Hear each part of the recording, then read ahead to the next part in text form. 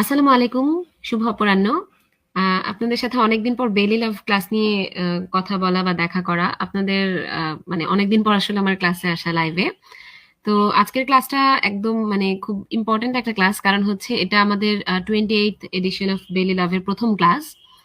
So আমরা বিসমিল্লাহ বলে শুরু করতে পারি। তো আমাদের বেলি লাভের যে নতুন এডিশনটা 28th এডিশন, এখানে অনেকগুলা চেঞ্জেস আছে। আপনারা অনেকে হয়তো জানেন যারা বইয়ের অনলাইন বা অফলাইন যে কোনো একটা কপি অলরেডি দেখেছেন।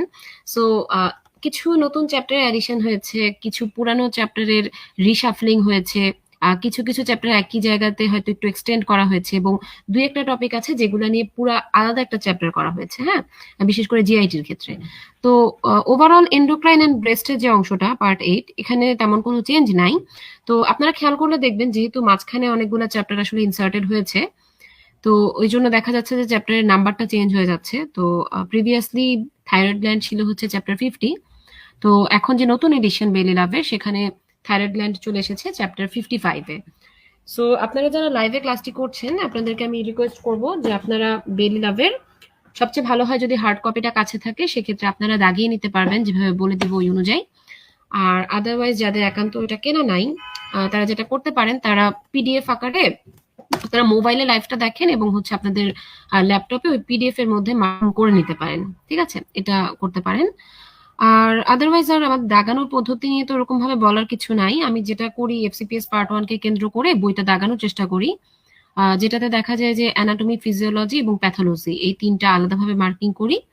তো আপনাদের যেহেতু পরীক্ষাগুলোর মাঝখানে গ্যাপ থাকে না, এই জন্য পরীক্ষার আগে যেন আপনারা কালার কোডিংটা দেখে ইজিলি বুঝতে পারেন যে আপনাদের কোন অংশটুকু কোন পেপারে কাজে লাগে।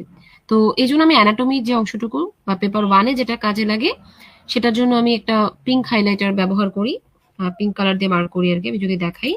আর যেটা ফিজিওলজির অংশ, সেটার জন্য আমি মার্ক করি হচ্ছে ইয়েলো দিয়ে। আর ওভারঅল ম্যাক্সিমাম পোর্শনই যেহেতু প্যাথোলজি থাকবে, ওটা আমি মার্ক করছি গ্রিন দিয়ে। আর ইম্পর্টেন্সের ক্ষেত্রে যদি বলি, আপনাদের যে কোনো পরীক্ষায় থাইরয়েড গ্ল্যান্ড খুবই ইম্পর্টেন্ট। সেটা এফসিপিএস পার্ট 1 হোক, সেটা রেসিডেন্সি হোক, সেটা এমআরসিএস হোক, ইভেন যারা এমবিবিএস স্টুডেন্ট বা হচ্ছে যারা ইন্টার্নশিপ করছেন, তাদের ক্ষেত্রেও কিন্তু এটা খুবই ইম্পর্টেন্ট। হ্যাঁ, এন্ডোক্রাইন এবং ব্রেস্ট এটা খুব ইম্পর্টেন্ট একটা চ্যাপ্টার। ইভেন এমনও হয়েছে যে কোনো পরীক্ষায় দেখা যাচ্ছে যে শুধুমাত্র বেলি লাভের এই চ্যাপ্টার থেকেই সম্ভবত 3টা কোশ্চেন চলে আসছিল এরকম। ঠিক আছে, সো এটা আমরা খুব মনোযোগ দিয়ে এটা পড়ার চেষ্টা করি। ওকে, আচ্ছা, তাহলে আমাদের ভূমিকা শেষ। এখন আমরা যদি ক্লাসে যাই, আমি একটু চেক করে নিই আপনারা দেখতে এবং শুনতে পাচ্ছেন কিনা ঠিকঠাক।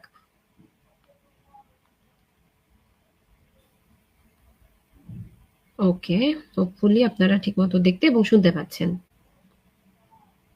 আচ্ছা, তাহলে ক্লাসটা শুরু করা যাক।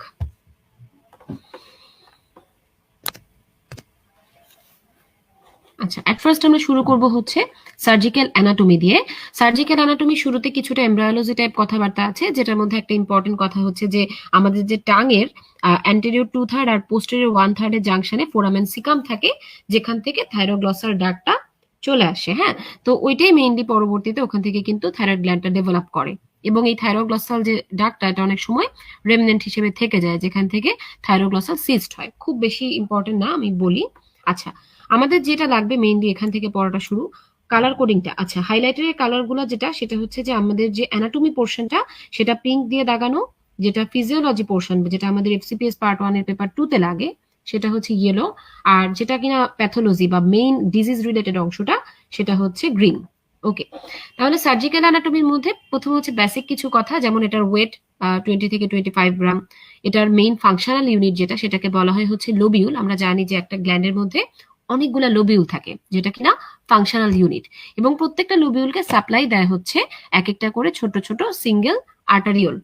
আচ্ছা, এখন যেটা কথা সেটা হচ্ছে যে প্রত্যেকটা লোবিউলে কিন্তু 20 থেকে 40 পর্যন্ত ফলিকল থাকে। এই ফলিকলই হচ্ছে থাইরয়েড ফলিকল বা ফলিকুলার সেল।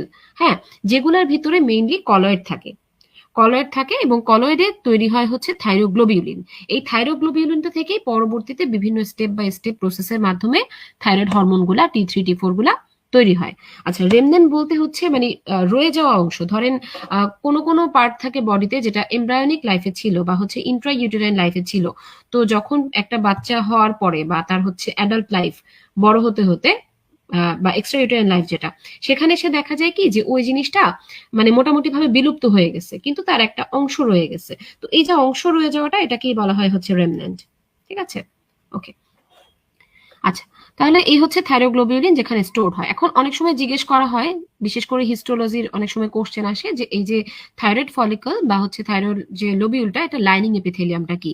এটা লাইনিং এপিথেলিয়ামটা বেসিক্যালি হচ্ছে কিউবয়েডাল এপিথেলিয়াম, কিন্তু যখন কোনো কারণে এই থাইরয়েড গ্ল্যান্ডটা বড় হয়ে যায়, যেমন আমাদের কিছু ফিজিওলজিক্যাল কজ আছে, যেমন পিউবার্টির সময় বড় হতে পারে, প্রেগনেন্সির সময় বড় হতে পারে, হ্যাঁ, আবার কিছু প্যাথোলজিক্যাল কজ থাকে।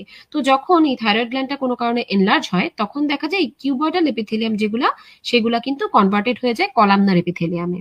ঠিক আছে, এটা আমরা মনে রাখি।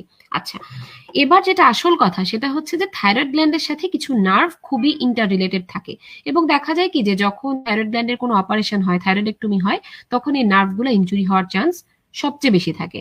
আচ্ছা, এর মধ্যে দুইটা ইম্পর্টেন্ট নার্ভ হচ্ছে রিকারেন্ট ল্যারিঞ্জিয়াল নার্ভ এবং হচ্ছে এক্সটার্নাল ল্যারিঞ্জিয়াল নার্ভ।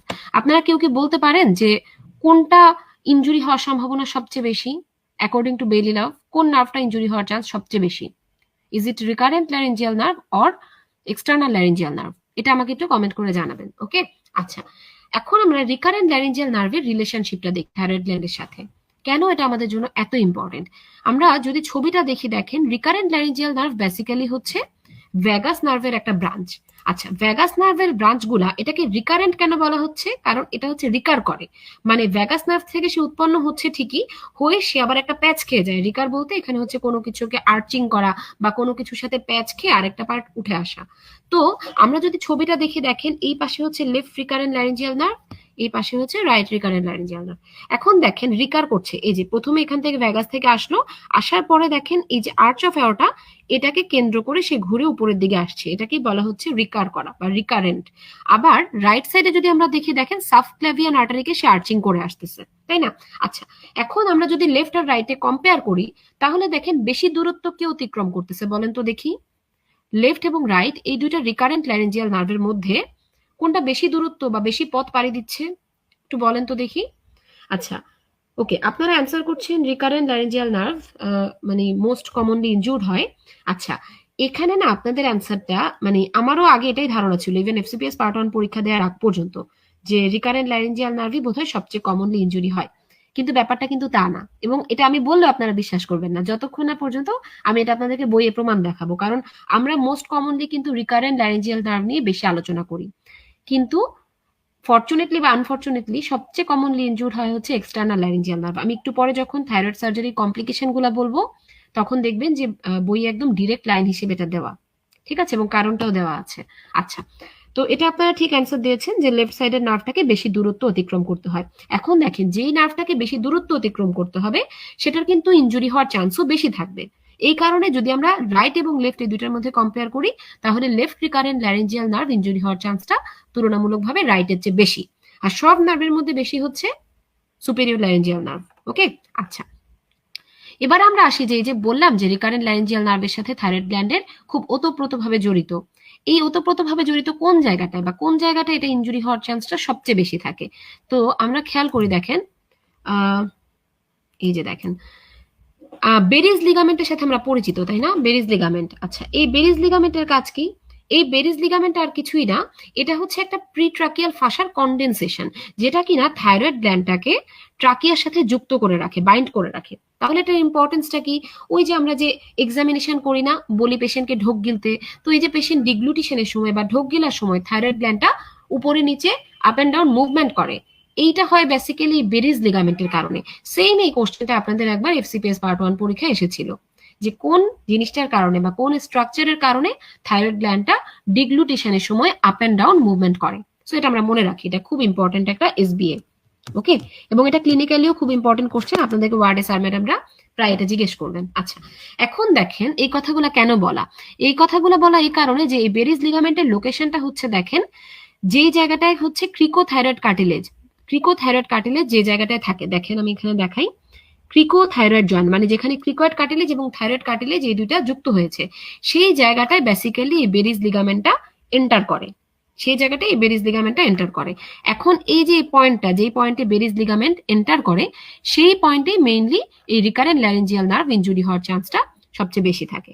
আমি আবারও বলি, যেই জায়গাটায় মানে থাইরয়েডের পোস্টেরিয়রলি যে জায়গাটায় ক্রিকোথাইরয়েড জয়েন্টটা আছে, যে লেভেলে ক্রিকোথাইরয়েড জয়েন্টটা আছে সেখানে বেরিজ লিগামেন্ট থাকে, সেখানে বেরিজ লিগামেন্ট থাকে, এবং এই পয়েন্টেই হচ্ছে এই নার্ভ ইনজুরি হওয়ার চান্সটা সবচেয়ে বেশি থাকে। আচ্ছা, আর এই কথাগুলো অলরেডি বলে ফেলেছি আমি। দেখেন ভ্যাগাস নার্ভ থেকে ব্রাঞ্চ আসে, ভ্যাগাস নার্ভের একটা ব্রাঞ্চ হচ্ছে রিকারেন্ট ল্যারিঞ্জিয়াল নার্ভ, যেটা লেফটে আর্চ অফ অ্যাওর্টাকে আর্চ করে এবং রাইটে হচ্ছে সে সাবক্লাভিয়ান আর্টারিকে আর্চ করে, ছবি দেখেই বোঝা যাচ্ছে। ওকে, তাহলে এই গেল হচ্ছে আমাদের অ্যানাটমি। এখন আমরা যদি ফিজিওলজিতে আসি, physiology is all about hormone. তো প্রথম কথা হচ্ছে যে এখান থেকে দুই ধরনের হরমোন আসে মেইনলি, একটা হচ্ছে T3, একটা হচ্ছে T4, ট্রাইআয়োডোথাইরোনিন এবং হচ্ছে লিভোথাইরক্সিন। আচ্ছা, এটা বিভিন্ন স্টেপের মাধ্যমে আসে, থাইরোগ্লোবিউলিন থেকে আয়োডিনাইজেশন বা হচ্ছে কাপলিং বা হচ্ছে অন্যান্য অনেক প্রসেস। এটা জাস্ট একটু রিডিং দিবেন, খুব বেশি ইম্পর্টেন্ট না। আচ্ছা, এখন এই দুইটা হরমোনের মধ্যে বেশি ইম্পর্টেন্ট কে বলেন তো দেখি? ফিজিওলজিক্যালি কোন হরমোনটা বেশি ইম্পর্টেন্ট অ্যামাং T3 এবং T4? বিটুইন T3 এবং T4 কোন হরমোনটা বেশি ইম্পর্টেন্ট কেউ বলতে পারেন? আচ্ছা, পারলে আমাকে একটু কমেন্ট করে জানাবেন। আরেকটা জিনিস যেটা, সেটা হচ্ছে যে T3 T4 নর্মালি কিন্তু ফ্রি অবস্থায় থাকে না, তারা ব্লাডের মধ্যে কিছু প্রোটিনের সাথে বাইন্ড করে থাকে, যেমন অ্যালবুমিনের সাথে বাইন্ড করে থাকে, থাইরক্সিন বাইন্ডিং গ্লোবিউলিনের সাথে বাইন্ড করে থাকে, এবং থাইরক্সিন বাইন্ডিং প্রি অ্যালবুমিন এগুলোর সাথে বাইন্ড করে থাকে। একদম খুব ক্ষুদ্র একটা অ্যামাউন্টে, স্মল অ্যামাউন্টে শুধুমাত্র বায়োলজিক্যালি অ্যাক্টিভ থাকে এবং তারা সিরামে ফ্রি থাকে। ওকে, এই ফ্রি অ্যামাউন্টটার পরিমাণ আবার T3 হচ্ছে 0.3% এবং T4 হচ্ছে 0.03%। আচ্ছা, এখন আমরা যদি বলি যে কোনটা বেশি ইম্পর্টেন্ট, আপনারা অনেকে অ্যান্সার দিয়েছেন, তো অ্যান্সারটা আমি শো করি। দেখেন, T3 is more important physiological hormone. এবং আরেকটা সুবিধা কি জানেন, এই T3টা কিন্তু পেরিফেরিতে T4 থেকে কনভার্সনের মাধ্যমে তৈরি হতে পারে, সো এটা ভালো। মানে সে যে শুধু গ্ল্যান্ড থেকে উৎপন্ন হচ্ছে সেরকম না, সে পরবর্তীতে ব্লাডে এসেও T4 থেকে উৎপন্ন হতে পারে। T3 কেন বেশি ইম্পর্টেন্ট? কারণ এটা হচ্ছে খুব কুইক অ্যাক্টিং, মাত্র ফিউ আওয়ার্স এর মধ্যে কাজ করে। আর T4 যেটা, সেটা একটু স্লোলি কাজ করে। আচ্ছা, আরেকটা ইম্পর্টেন্ট জিনিস যেটা আসে থাইরয়েড থেকে, সেটা হচ্ছে ক্যালসিটোনিন। এই ক্যালসিটোনিন থাইরয়েডের আমরা যে ফলিকুলার সেল বা থাইরোগ্লোবিউলিনের কথা বলেছিলাম, সে কিন্তু সেখান থেকে আসে না, সে আসে হচ্ছে এই ফলিকুলার সেলগুলোর পাশে কিছু প্যারা ফলিকুলার সি সেল থাকে, সেখান থেকে এই ক্যালসিটোনিনটা রিলিজ হয়। এবং এই সি সেলের একটা ইম্পর্টেন্স হচ্ছে, সেটা কিন্তু নিউরো এন্ডোক্রাইন অরিজিন বা নিউরো এন্ডোক্রাইন থেকে আসে। আচ্ছা, এবং এরা ক্যালসিটোনিন তৈরি করে। ক্যালসিটোনিনের আরো কিছু ইম্পর্টেন্স আমি আপনাদেরকে পরবর্তীতে বলবো যখন আমরা ম্যালিগনেন্সি নিয়ে আলোচনা করব। আচ্ছা, আরেকটা ইম্পর্টেন্ট ফিজিওলজি হচ্ছে পিটুইটারি থাইরয়েড অ্যাক্সিস। এটা আমরা সবাই কিন্তু জানি। প্রথমত আমাদের একদম যে আমাদের থাইপোথ্যালামাস আছে, সেখান থেকে আসে হচ্ছে থাইরোট্রপিন রিলিজিং হরমোন বা হচ্ছে TRH। এটা আমরা একটু ফিগারটা আঁকতে পারি, TRH বা থাইরোটক্সিন রিলিজিং হরমোন, থাইরোটক্সিন রিলিজিং হরমোন, ঠিক আছে?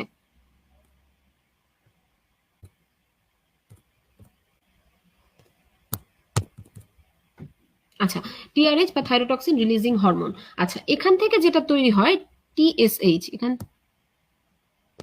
এক সেকেন্ড, এটা একটু সেভ করে নিই।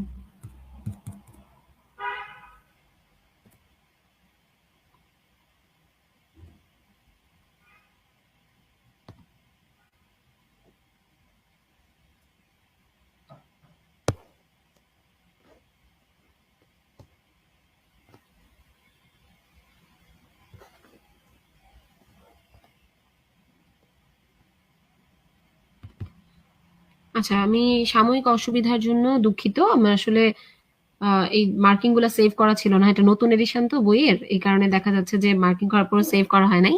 তো আমি এই জন্য সেভ করতে গিয়ে এটাকে কেটে ফেলছি। আচ্ছা, অসুবিধা নাই, আবার এটাকে দিচ্ছি আমি। একটু ওয়েট করবেন কাইন্ডলি। এখনই পেজটা শো করছি, ওয়েট।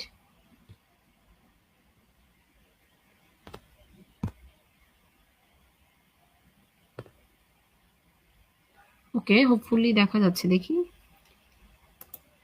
আচ্ছা, আমি বলে দিচ্ছি হাসানকে, একটু একটা মিনিট, হ্যাঁ।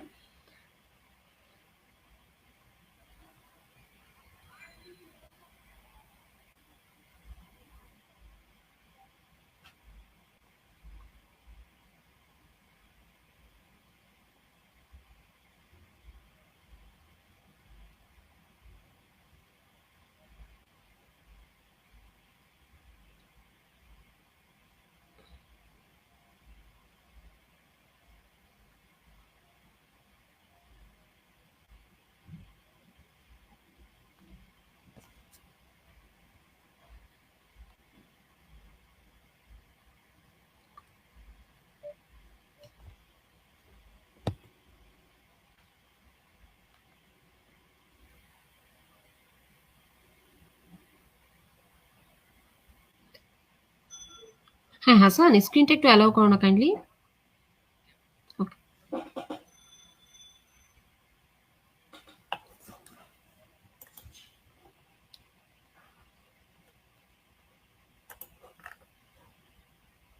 ওয়েল, এখন দেখা যাচ্ছে আশা করি। আচ্ছা, তাহলে হচ্ছে যেটা বলছিলাম, ফিজিওলজি নিয়ে আলোচনা করছিলাম আমরা। তো পিটুইটারি থাইরয়েড অ্যাক্সিস, যেটা প্রথম কথা হচ্ছে হাইপোথ্যালামাস থেকে থাইরোট্রপিন রিলিজিং হরমোনটা রিলিজ হয়, যেটা কিনা আমাদের থাইরয়েড গ্ল্যান্ডটাকে স্টিমুলেট, সরি, পিটুইটারি গ্ল্যান্ডকে স্টিমুলেট করে, এবং পিটুইটারি গ্ল্যান্ড স্টিমুলেট হয়ে যেটা রিলিজ করে সেটা হচ্ছে থাইরয়েড টিএসএইচ হরমোনটা, ঠিক আছে, থাইরয়েড স্টিমুলেটিং হরমোনটা। আচ্ছা, এই থাইরয়েড স্টিমুলেটিং হরমোন আবার আমাদের সরাসরি থাইরয়েড গ্ল্যান্ডের উপর কাজ করে T3 এবং T4 প্রডিউস করে।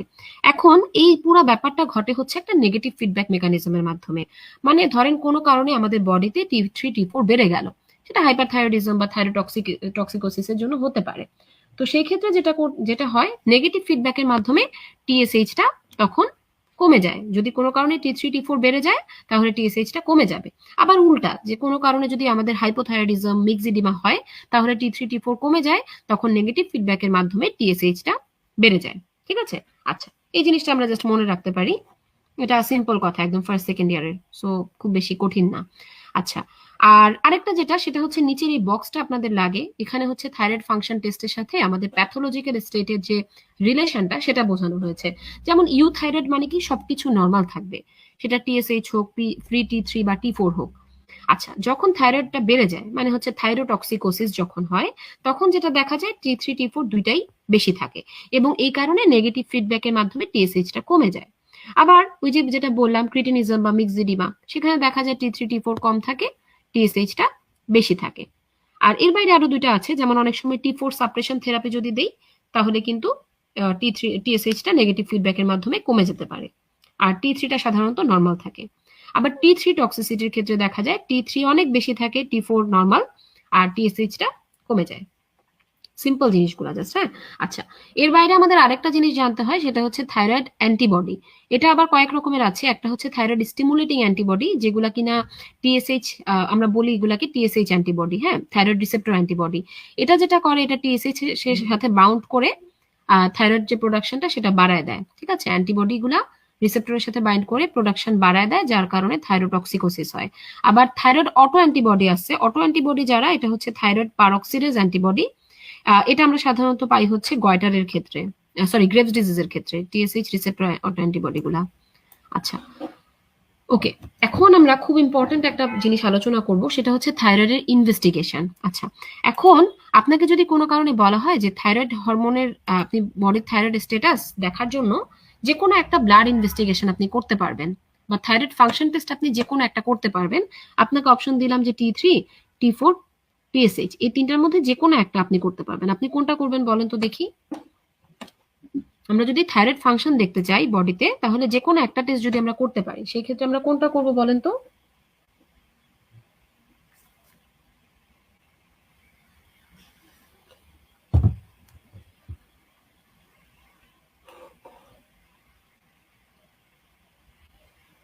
অনেকে এটা ঠিকঠাক অ্যান্সার দিচ্ছেন, টিএসএইচ করব।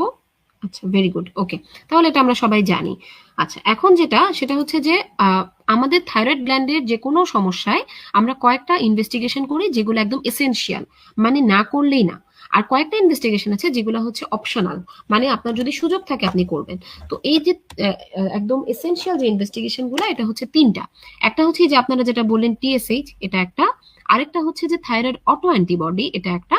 আরেকটা হচ্ছে যে কোনো কারণে যদি আপনি থাইরয়েড গ্ল্যান্ডে কোনো পালপেবল সোয়েলিং পান, সেই ক্ষেত্রে আপনি এফএনএসি করবেন। এফএনএসি করবেন, হ্যাঁ। এই তিনটা হচ্ছে আমাদের একদম এসেনশিয়াল টেস্টগুলা। অপশনালের মধ্যে কয়েকটা জিনিস, যেমন হচ্ছে সিরাম কারেক্টেড ক্যালসিয়াম দেখতে পারি, ক্যালসিটোনিন লেভেলটা আমরা দেখতে পারি, কিছু ইমেজিং আমরা করতে পারি, যেমন রেট্রোস্টার্নাল গয়টারের ক্ষেত্রে আমরা চেস্ট রেডিওগ্রাফি করি। আবার অনেক সময় সোয়েলিং যদি আমরা ক্লিনিক্যালি না পাই, তাহলে সোয়েলিং আছে কিনা সেটা দেখার জন্য আমরা আলট্রাসোনোগ্রাফি করতে পারি। অনেক সময় ম্যালিগনেন্সির ক্ষেত্রে আমরা সিটি স্ক্যান করতে পারি, ঠিক আছে। আর আরেকটা বলা হয় radio active iodine uptake test, সেটাও আমরা অনেক সময় করে থাকি। আচ্ছা, না, right recurrent laryngeal nerve injury more common না, লেফটটা মোর কমন। লেফটটা বেশি পথ অতিক্রম করতে হয়, তাই এটা ইনজুরি হওয়ার চান্সটা বেশি থাকে, এবং এটা একটু মিডিয়ালি থাকে, এটাও একটা কারণ। আচ্ছা, আর আইসোটোপ স্ক্যানিং এর কথা আমরা যেটা বললাম, radio active iodine uptake test, এখানে আমরা আয়োডিন বা হচ্ছে টেকনিশিয়াম ব্যবহার করতে পারি।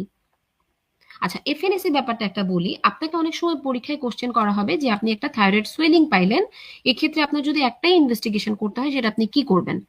এখানে আমাদের অ্যান্সারটা হচ্ছে এফএনএসি। ঠিক আছে, এফএনএসি আমরা সাধারণত করে থাকি, single most important investigation in case of thyroid swelling. এখন কথা হচ্ছে যে এফএনএসি তো সব দিকে ভালো, এটা কি কি ভালো? এটা হচ্ছে পেশেন্ট কমপ্লায়েন্স ভালো, এটা আপনি আউট পেশেন্ট ডিপার্টমেন্টে বসে ইজিলি করে ফেলতে পারেন, এটা আপনি চাইলে রিপিট করতে পারেন, এটা খুবই সিম্পল, এটা কুইক পারফর্ম করা। কিন্তু সমস্যাও আছে। সমস্যাটা কি? সমস্যাটা হচ্ছে যে এফএনএসি নর্মালি থাইরয়েড গ্ল্যান্ডে সব ধরনের ডিজিজ ডায়াগনোসিস করতে পারে, এক্সেপ্ট একটা জায়গায় তার ঝামেলা। সেটা হচ্ছে যে থাইরয়েড ফলিকুলের কিছু টিউমার হয়। এর মধ্যে একটা বিনাইন টিউমার হচ্ছে ফলিকুলার অ্যাডিনোমা, আর একটা ম্যালিগন্যান্ট টিউমার হচ্ছে ফলিকুলার সেল কার্সিনোমা।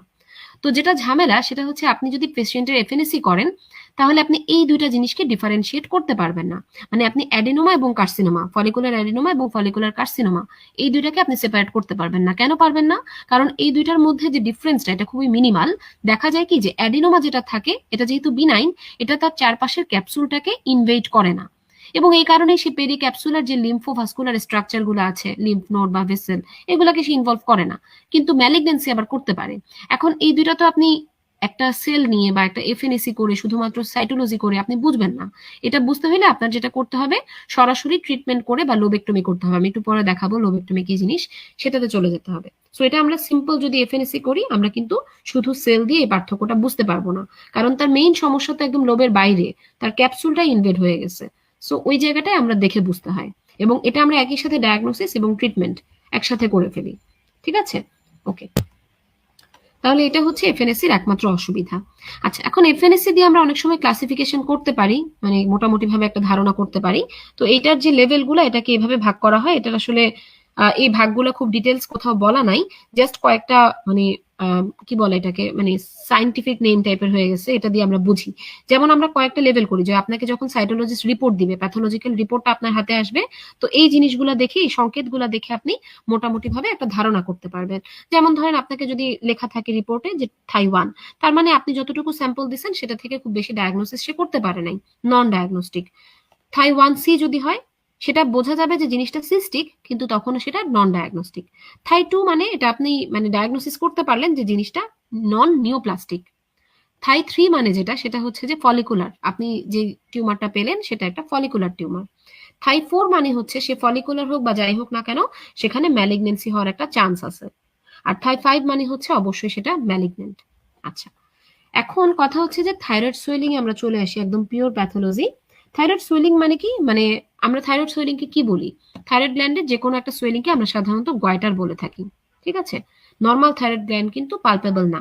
আচ্ছা, এখন এই যে থাইরয়েড সোয়েলিং, এটাকে আমরা দুইটা সিম্পল ভাগে ভাগ করতে পারি। একটা হচ্ছে যে ধরেন এই যে থাইরয়েড গ্ল্যান্ড, এখানে একটা সোয়েলিং আছে, কিন্তু তার চারপাশে আর কোথাও কোনো অ্যাবনর্মালিটি নাই, বাকি সবকিছু নর্মাল। তো এইটা যেহেতু একা, সে যেহেতু একা, সেজন্য আমরা এই জিনিসটাকে বলবো হচ্ছে আইসোলেটেড বা ডিসক্রিট সোয়েলিং বা আইসোলেটেড বা সলিটারি সোয়েলিং আমরা বলবো, যেহেতু সে একা এবং চারপাশে কোনো অ্যাবনর্মালিটি নাই। কিন্তু যদি এমন হয় যে এরকম একটা সোয়েলিং আছে একা, তার চারপাশেও অনেক ছোটখাটো অ্যাবনর্মালিটি আছে, কিন্তু তার অ্যাবনর্মালিটি সবচেয়ে বেশি, সে ডিসক্রিট ভাবে সবচেয়ে বেশি অ্যাবনর্মাল, কিন্তু তার চারপাশের টিস্যু নর্মাল না, কিছু না কিছু অ্যাবনর্মালিটি আছে, তখন সেটাকে আমরা বলবো হচ্ছে ডমিনেন্ট। মানে সে একা ডমিনেট করে আছে বাকিদের উপরে, এই জন্য আমরা এটাকে বলবো হচ্ছে ডমিনেন্ট সোয়েলিং। তাহলে কোনটাকে আমরা বলছি আইসোলেটেড বা সলিটারি? যখন একটা অ্যাবনর্মালিটি থাকবে বাট তার চারপাশে সব টিস্যু নর্মাল থাকবে। আর কখন আমরা বলবো ডমিনেন্ট? যখন একটা অ্যাবনর্মালিটি থাকবে বাট তার চারপাশে আরো কিছু ছোটখাটো অ্যাবনর্মালিটি থাকবে। ওকে, এখন আমরা আসি হচ্ছে গয়টারের ক্লিনিক্যাল ক্লাসিফিকেশনের দিকে। যদি আমরা যাই, দেখেন প্রথমটা হচ্ছে সিম্পল গয়টার। এটা ফিজিওলজিক্যাল কারণেও কিন্তু হতে পারে, একটু আগে যেমনটা বললাম, পিউবার্টির কারণে বা হচ্ছে প্রেগনেন্সির কারণে। আরেকটা হচ্ছে যে কিছু প্যাথোলজিক্যাল কজ আছে, যেমন এটা ডিফিউজ বা হাইপারপ্লাস্টিক হতে পারে, অথবা এটা মাল্টিনোডিউলার হতে পারে। আচ্ছা, এখন যখন এখানে আমরা সাইন্স অফ টক্সিসিটি পাবো, তখন আমরা সেটাকে বলবো হচ্ছে টক্সিক গয়টার। টক্সিক গয়টারও আবার কয়েক রকম হতে পারে, যেমন ছোট্ট একটা অ্যাডিনোমা থাকতে পারে শুধু, যেটাকে আমরা বলি হচ্ছে টক্সিক অ্যাডিনোমা। আবার দেখা যায় যে মাল্টি নোডিউলার হতে পারে, অনেকগুলো ছোট ছোট নোডিউল থাকতে পারে, আমরা বলি হচ্ছে টক্সিক মাল্টি নোডিউলার গয়টার। আবার সিম্পল গয়টার হতে পারে ডিফিউজ, মানে সিম্পল বলতে টক্সিক ডিফিউজ গয়টার, যেটাকে আমরা বলি হচ্ছে গ্রেভস ডিজিজ। নিওপ্লাস্টিকটা আমি পরে ডিটেলস বলবো, এখানে বলার দরকার নাই। দুইটা হতে পারে, ম্যালিগনেন্ট এবং বিনাইন।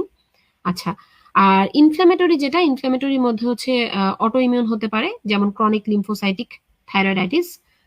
তারপর হচ্ছে যে হাশিমোটোস ডিজিজ হতে পারে, গ্রানুলোমেটাস। টেবিলস থেকে কতটুকু ইম্পর্টেন্ট? আচ্ছা, টেবিলসটা মোটামুটি ভালো ইম্পর্টেন্ট। এই টেবিলটা আমি যেই টেবিলগুলো ইম্পর্টেন্ট সেটা কিন্তু বলে দিব, হ্যাঁ। যেমন এই যে এটা ছিল একটু আগে টেবিল 55.2, এটা খুব বেশি ইম্পর্টেন্ট না, মানে আপনাদের লেভেলে ইম্পর্টেন্ট না, পরবর্তীতে লাগতে পারে। আর টেবিল 55.3 যেটা, এটা একদম স্টুডেন্ট লেভেল থেকে শুরু করে সবার জন্য ইম্পর্টেন্ট ক্লাসিফিকেশন, এটা পরীক্ষা আসে, ইভেন প্রফের সময়ও দেখা গেছে যেটা রিটেনে চলে আসে, সো এটা বেশ ইম্পর্টেন্ট, হ্যাঁ। আচ্ছা, ওকে, তাহলে এই গেল হচ্ছে আমাদের গয়টারের ক্লাসিফিকেশন। ন্যাচারাল হিস্ট্রিটা এটা এমবিবিএস লাইফে লাগে, একটু দেখে নিতে পারেন, পরবর্তীতে আর লাগে না। আচ্ছা, এগুলো খুব বেশি ইম্পর্টেন্ট না। নোডিউলার গয়টারের ক্ষেত্রে আমরা জাস্ট কয়েকটা কথা জেনে রাখবো, যে এখানে মাল্টিপল নোডিউল থাকে, অনেক সময় একটা নোডিউলও থাকতে পারে, এবং আর্লি এটা দেখা যায় এন্ডেমিক গয়টারের ক্ষেত্রে। এন্ডেমিক মানে হচ্ছে যেসব এরিয়াতে নর্মালি আয়োডিন ডেফিসিয়েন্সি থাকে, সেসব ক্ষেত্রে দেখা যায় যে এন্ডেমিক হয়। তো তাদের ক্ষেত্রে দেখা যায় যে বাচ্চা মানুষ, তাদেরও এই গয়টারের সাইনগুলা প্রকাশ পাচ্ছে। আর যাদের ক্ষেত্রে স্পোরাডিক, মানে হচ্ছে ওইরকম কোনো আয়োডিন ডেফিসিয়েন্সি নাই, তাদের ক্ষেত্রে একটু বয়সকালে গিয়ে এ ধরনের গয়টার দেখা যায়। আর আমরা খুব ইম্পর্টেন্ট মনে রাখবো একটা জিনিস, যে কোনো ধরনের গয়টারই কিন্তু ফিমেলে বেশি কমন মেলের চেয়ে। কেন? কারণ ফিমেলে ইস্ট্রোজেনের পরিমাণটা বেশি, এবং থাইরয়েড টিস্যুতে আবার এই ইস্ট্রোজেনের জন্য রিসেপ্টর থাকে। আমি আবারও বলি, থাইরয়েড টিস্যুতে ইস্ট্রোজেন রিসেপ্টর থাকে। সো যেহেতু ফিমেলদের ইস্ট্রোজেন হরমোনটা বেশি থাকে, সো খুব স্বাভাবিকভাবে এটা ইস্ট্রোজেন রিসেপ্টরের সাথে বাইন্ড করে থাইরয়েডটা এনলার্জমেন্ট করতে পারে। আচ্ছা, এখন ডায়াগনোসিসের ক্ষেত্রে ওরকম কিছু না, আমরা পেশেন্টকে সাধারণত ইউথাইরয়েড স্টেটে পাবো। অনেক সময় নোডিউলগুলা পালপেবল পাবো, ভিজিবল পাবো। যখন আমরা পালপেবল পাবো তখন দেখবো যেগুলো স্মুথ থাকে, খুব একটা হার্ড হয় না, পেইনলেস থাকে, এবং অবশ্যই এটা সোয়েলিং এর সময় freely up and down movement করবে। আর যদি আমরা এই গয়টারটাকে পেইনফুল পাই, বা অনেক সময় দেখা যায় যে এটা হার্ড পাই, ফিক্স পাই, তখন আমরা কিন্তু কার্সিনোমা বা ম্যালিগনেন্সি সাসপেক্ট করব। এগুলা খুব বেশি দরকার নাই, এগুলা স্কিপ করতে পারেন। আচ্ছা, এই অংশটা আমি পরে বলবো আপনাদেরকে, এটা লাগবে না এখন। এই পেজগুলো আপনারা স্কিপ করে আসেন। ওকে, সরাসরি আপনারা চলে আসেন হচ্ছে table number 55.4 A, indication for operation in thyroid swelling. আচ্ছা, থাইরয়েড সোয়েলিং কে আমরা কয়েকভাবে ট্রিটমেন্ট করতে পারি। একটা হচ্ছে আমরা অ্যান্টি থাইরয়েড ড্রাগ ব্যবহার করতে পারি, একটা হচ্ছে আমরা রেডিয়েশন বা রেডিও আয়োডিন থেরাপি ব্যবহার করতে পারি, আর একটা হচ্ছে আমরা অপারেশন করতে পারি। তো কখন কখন অপারেশন লাগবে সেটাই এখানে মেইনলি বলা হয়েছে। প্রথম কথা হচ্ছে, সাধারণত নিওপ্লাসিয়ার ক্ষেত্রে আমরা অপারেশন করি। থাইরয়েডের যে কোনো নিউপ্লাসিয়ার ক্ষেত্রে অপারেশনটা অবশ্যই আমরা করি। এটা যে কোনো ভাবে হতে পারে, যেমন এফএনএসি পজিটিভ হতে পারে, ওই যেটাকে আমরা থাই দিয়ে রিপ্রেজেন্ট করেছিলাম, থাই 3 থেকে 5। আরেকটা হচ্ছে যে আপনি একদম শিওর হলেন না যেটা আদৌ নিওপ্লাসিয়া কিনা, কিন্তু ক্লিনিক্যালি সাসপেক্টেড। যেমন কয়েকটা জিনিস আমি বললাম, যে একটা সোয়েলিং পাইলেন যেটা কিনা হার্ড টেক্সচার, যেটা কিনা ফিক্সড, যেটার ক্ষেত্রে আপনি দেখতে পারেন যে পেশেন্টের হর্সনেস অফ ভয়েস ডেভেলপ করে গেছে, মানে অলরেডি এই ম্যালিগনেন্সিটা রিকারেন্ট ল্যারেঞ্জিয়াল নার্ভকে ইনভলভ করে ফেলছে। আবার দেখা যাচ্ছে পেশেন্টের নেকে অনেক সোয়েলিং আছে বা লিম্ফ্যাডেনোপ্যাথি আছে। আবার দেখা যাচ্ছে যে পেশেন্টের কিছু রিস্ক ফ্যাক্টর আছে, যেমন মেল পেশেন্ট, তার এজটা রিলেটেড, সরি, মেল পেশেন্ট, কারণ মেল পেশেন্টে কিন্তু রেয়ার, মেল পেশেন্টে সচরাচর গয়টার হয় না। সো যখন হয় তখন কিন্তু আমাদের ম্যালিগনেন্সির চিন্তাটা মাথায় রাখতে হয়। আচ্ছা, তারপর অনেক সময় দেখা যায় থাইরোগ্লসাল সিস্ট, এটা একবার দুইবার আপনি অ্যাসপিরেট করলেন কিন্তু ভালো হলো না, সেই ক্ষেত্রে রিকারেন্ট যখন হয় তখন কিন্তু আমাদের অপারেশন লাগে। আবার টক্সিক অ্যাডিনোমার ক্ষেত্রে আমাদের অপারেশন লাগে।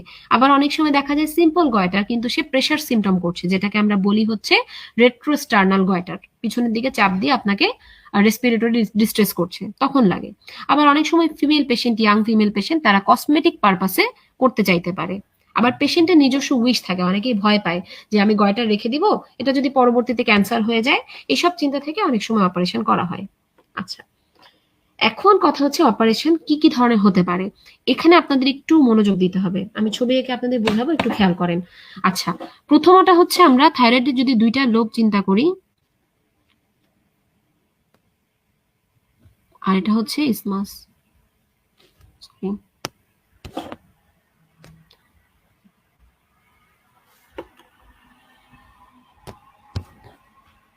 আচ্ছা,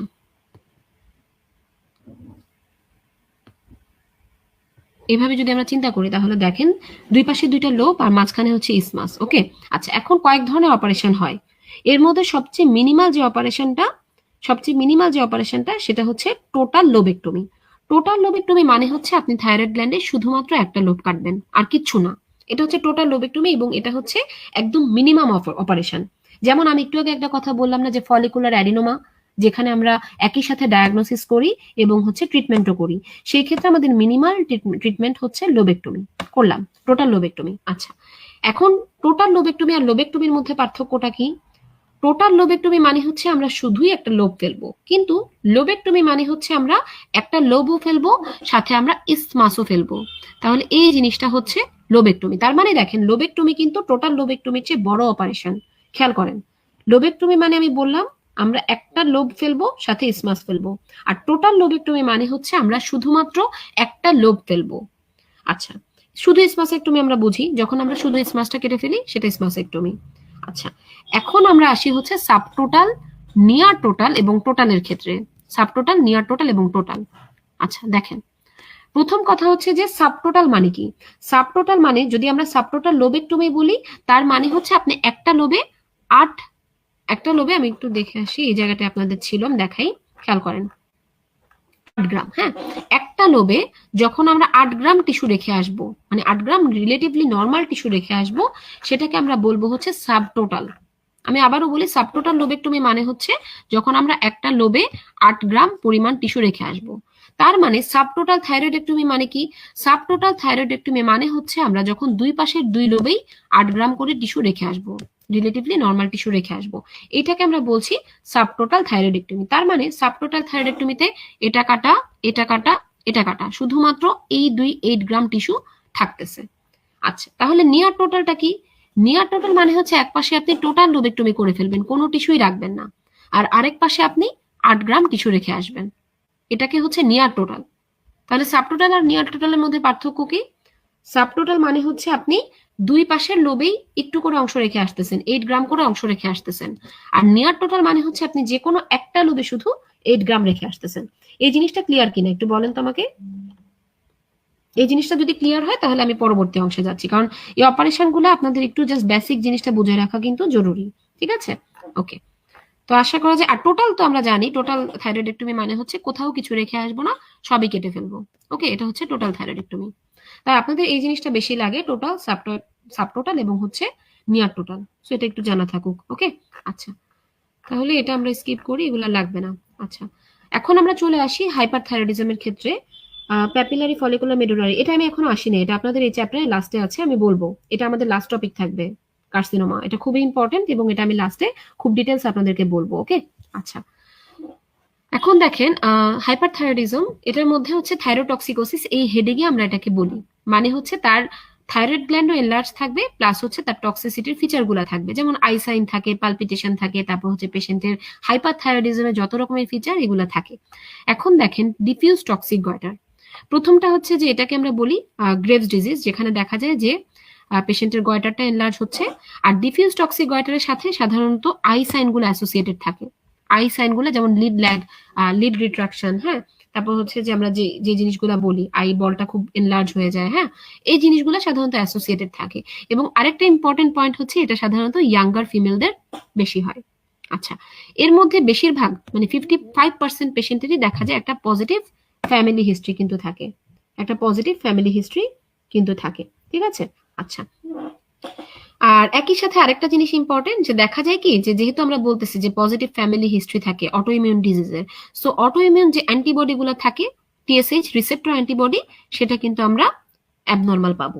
ওকে, এটা এই কয়েকটা পয়েন্ট আমরা শুধু মনে রাখি। আচ্ছা, আরেকটা হচ্ছে টক্সিক নোডিউলার গয়টার। একটা বললাম আমরা ডিফিউজ টক্সিক গয়টার, আরেকটা হচ্ছে টক্সিক নোডিউলার গয়টার। এই দুটার পার্থক্যটা যদি আমরা দেখি, দেখেন ডিফিউজ টক্সিক গয়টার ইয়াং পেশেন্টদের বেশি হতো, টক্সিক নোডিউলারটা আবার মিডল এজদের বেশি হয় বা এল্ডারলিতে বেশি হয়। আর টক্সিক ডিফিউজ যে গয়টারটা, সেখানে আই সাইনটা মোর ফ্রিকোয়েন্ট আমরা পাই, আর টক্সিক নোডিউলার গয়টারে আই সাইনটা সাধারণত আমরা পাই না।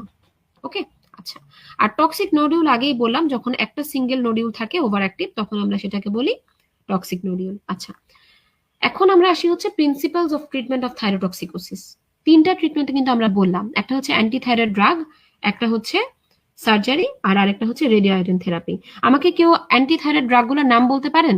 অলরেডি আমি যদিও মেনশন করছি অ্যান্টি থাইরয়েড ড্রাগগুলোর নাম, কি কি ড্রাগ আমরা ইউজ করতে পারি, কারো জানা থাকলে আমাকে একটু কমেন্ট করে জানাবেন। ওকে, আচ্ছা। এখন অ্যান্টি থাইরয়েড ড্রাগ দিলে খুব ভালো।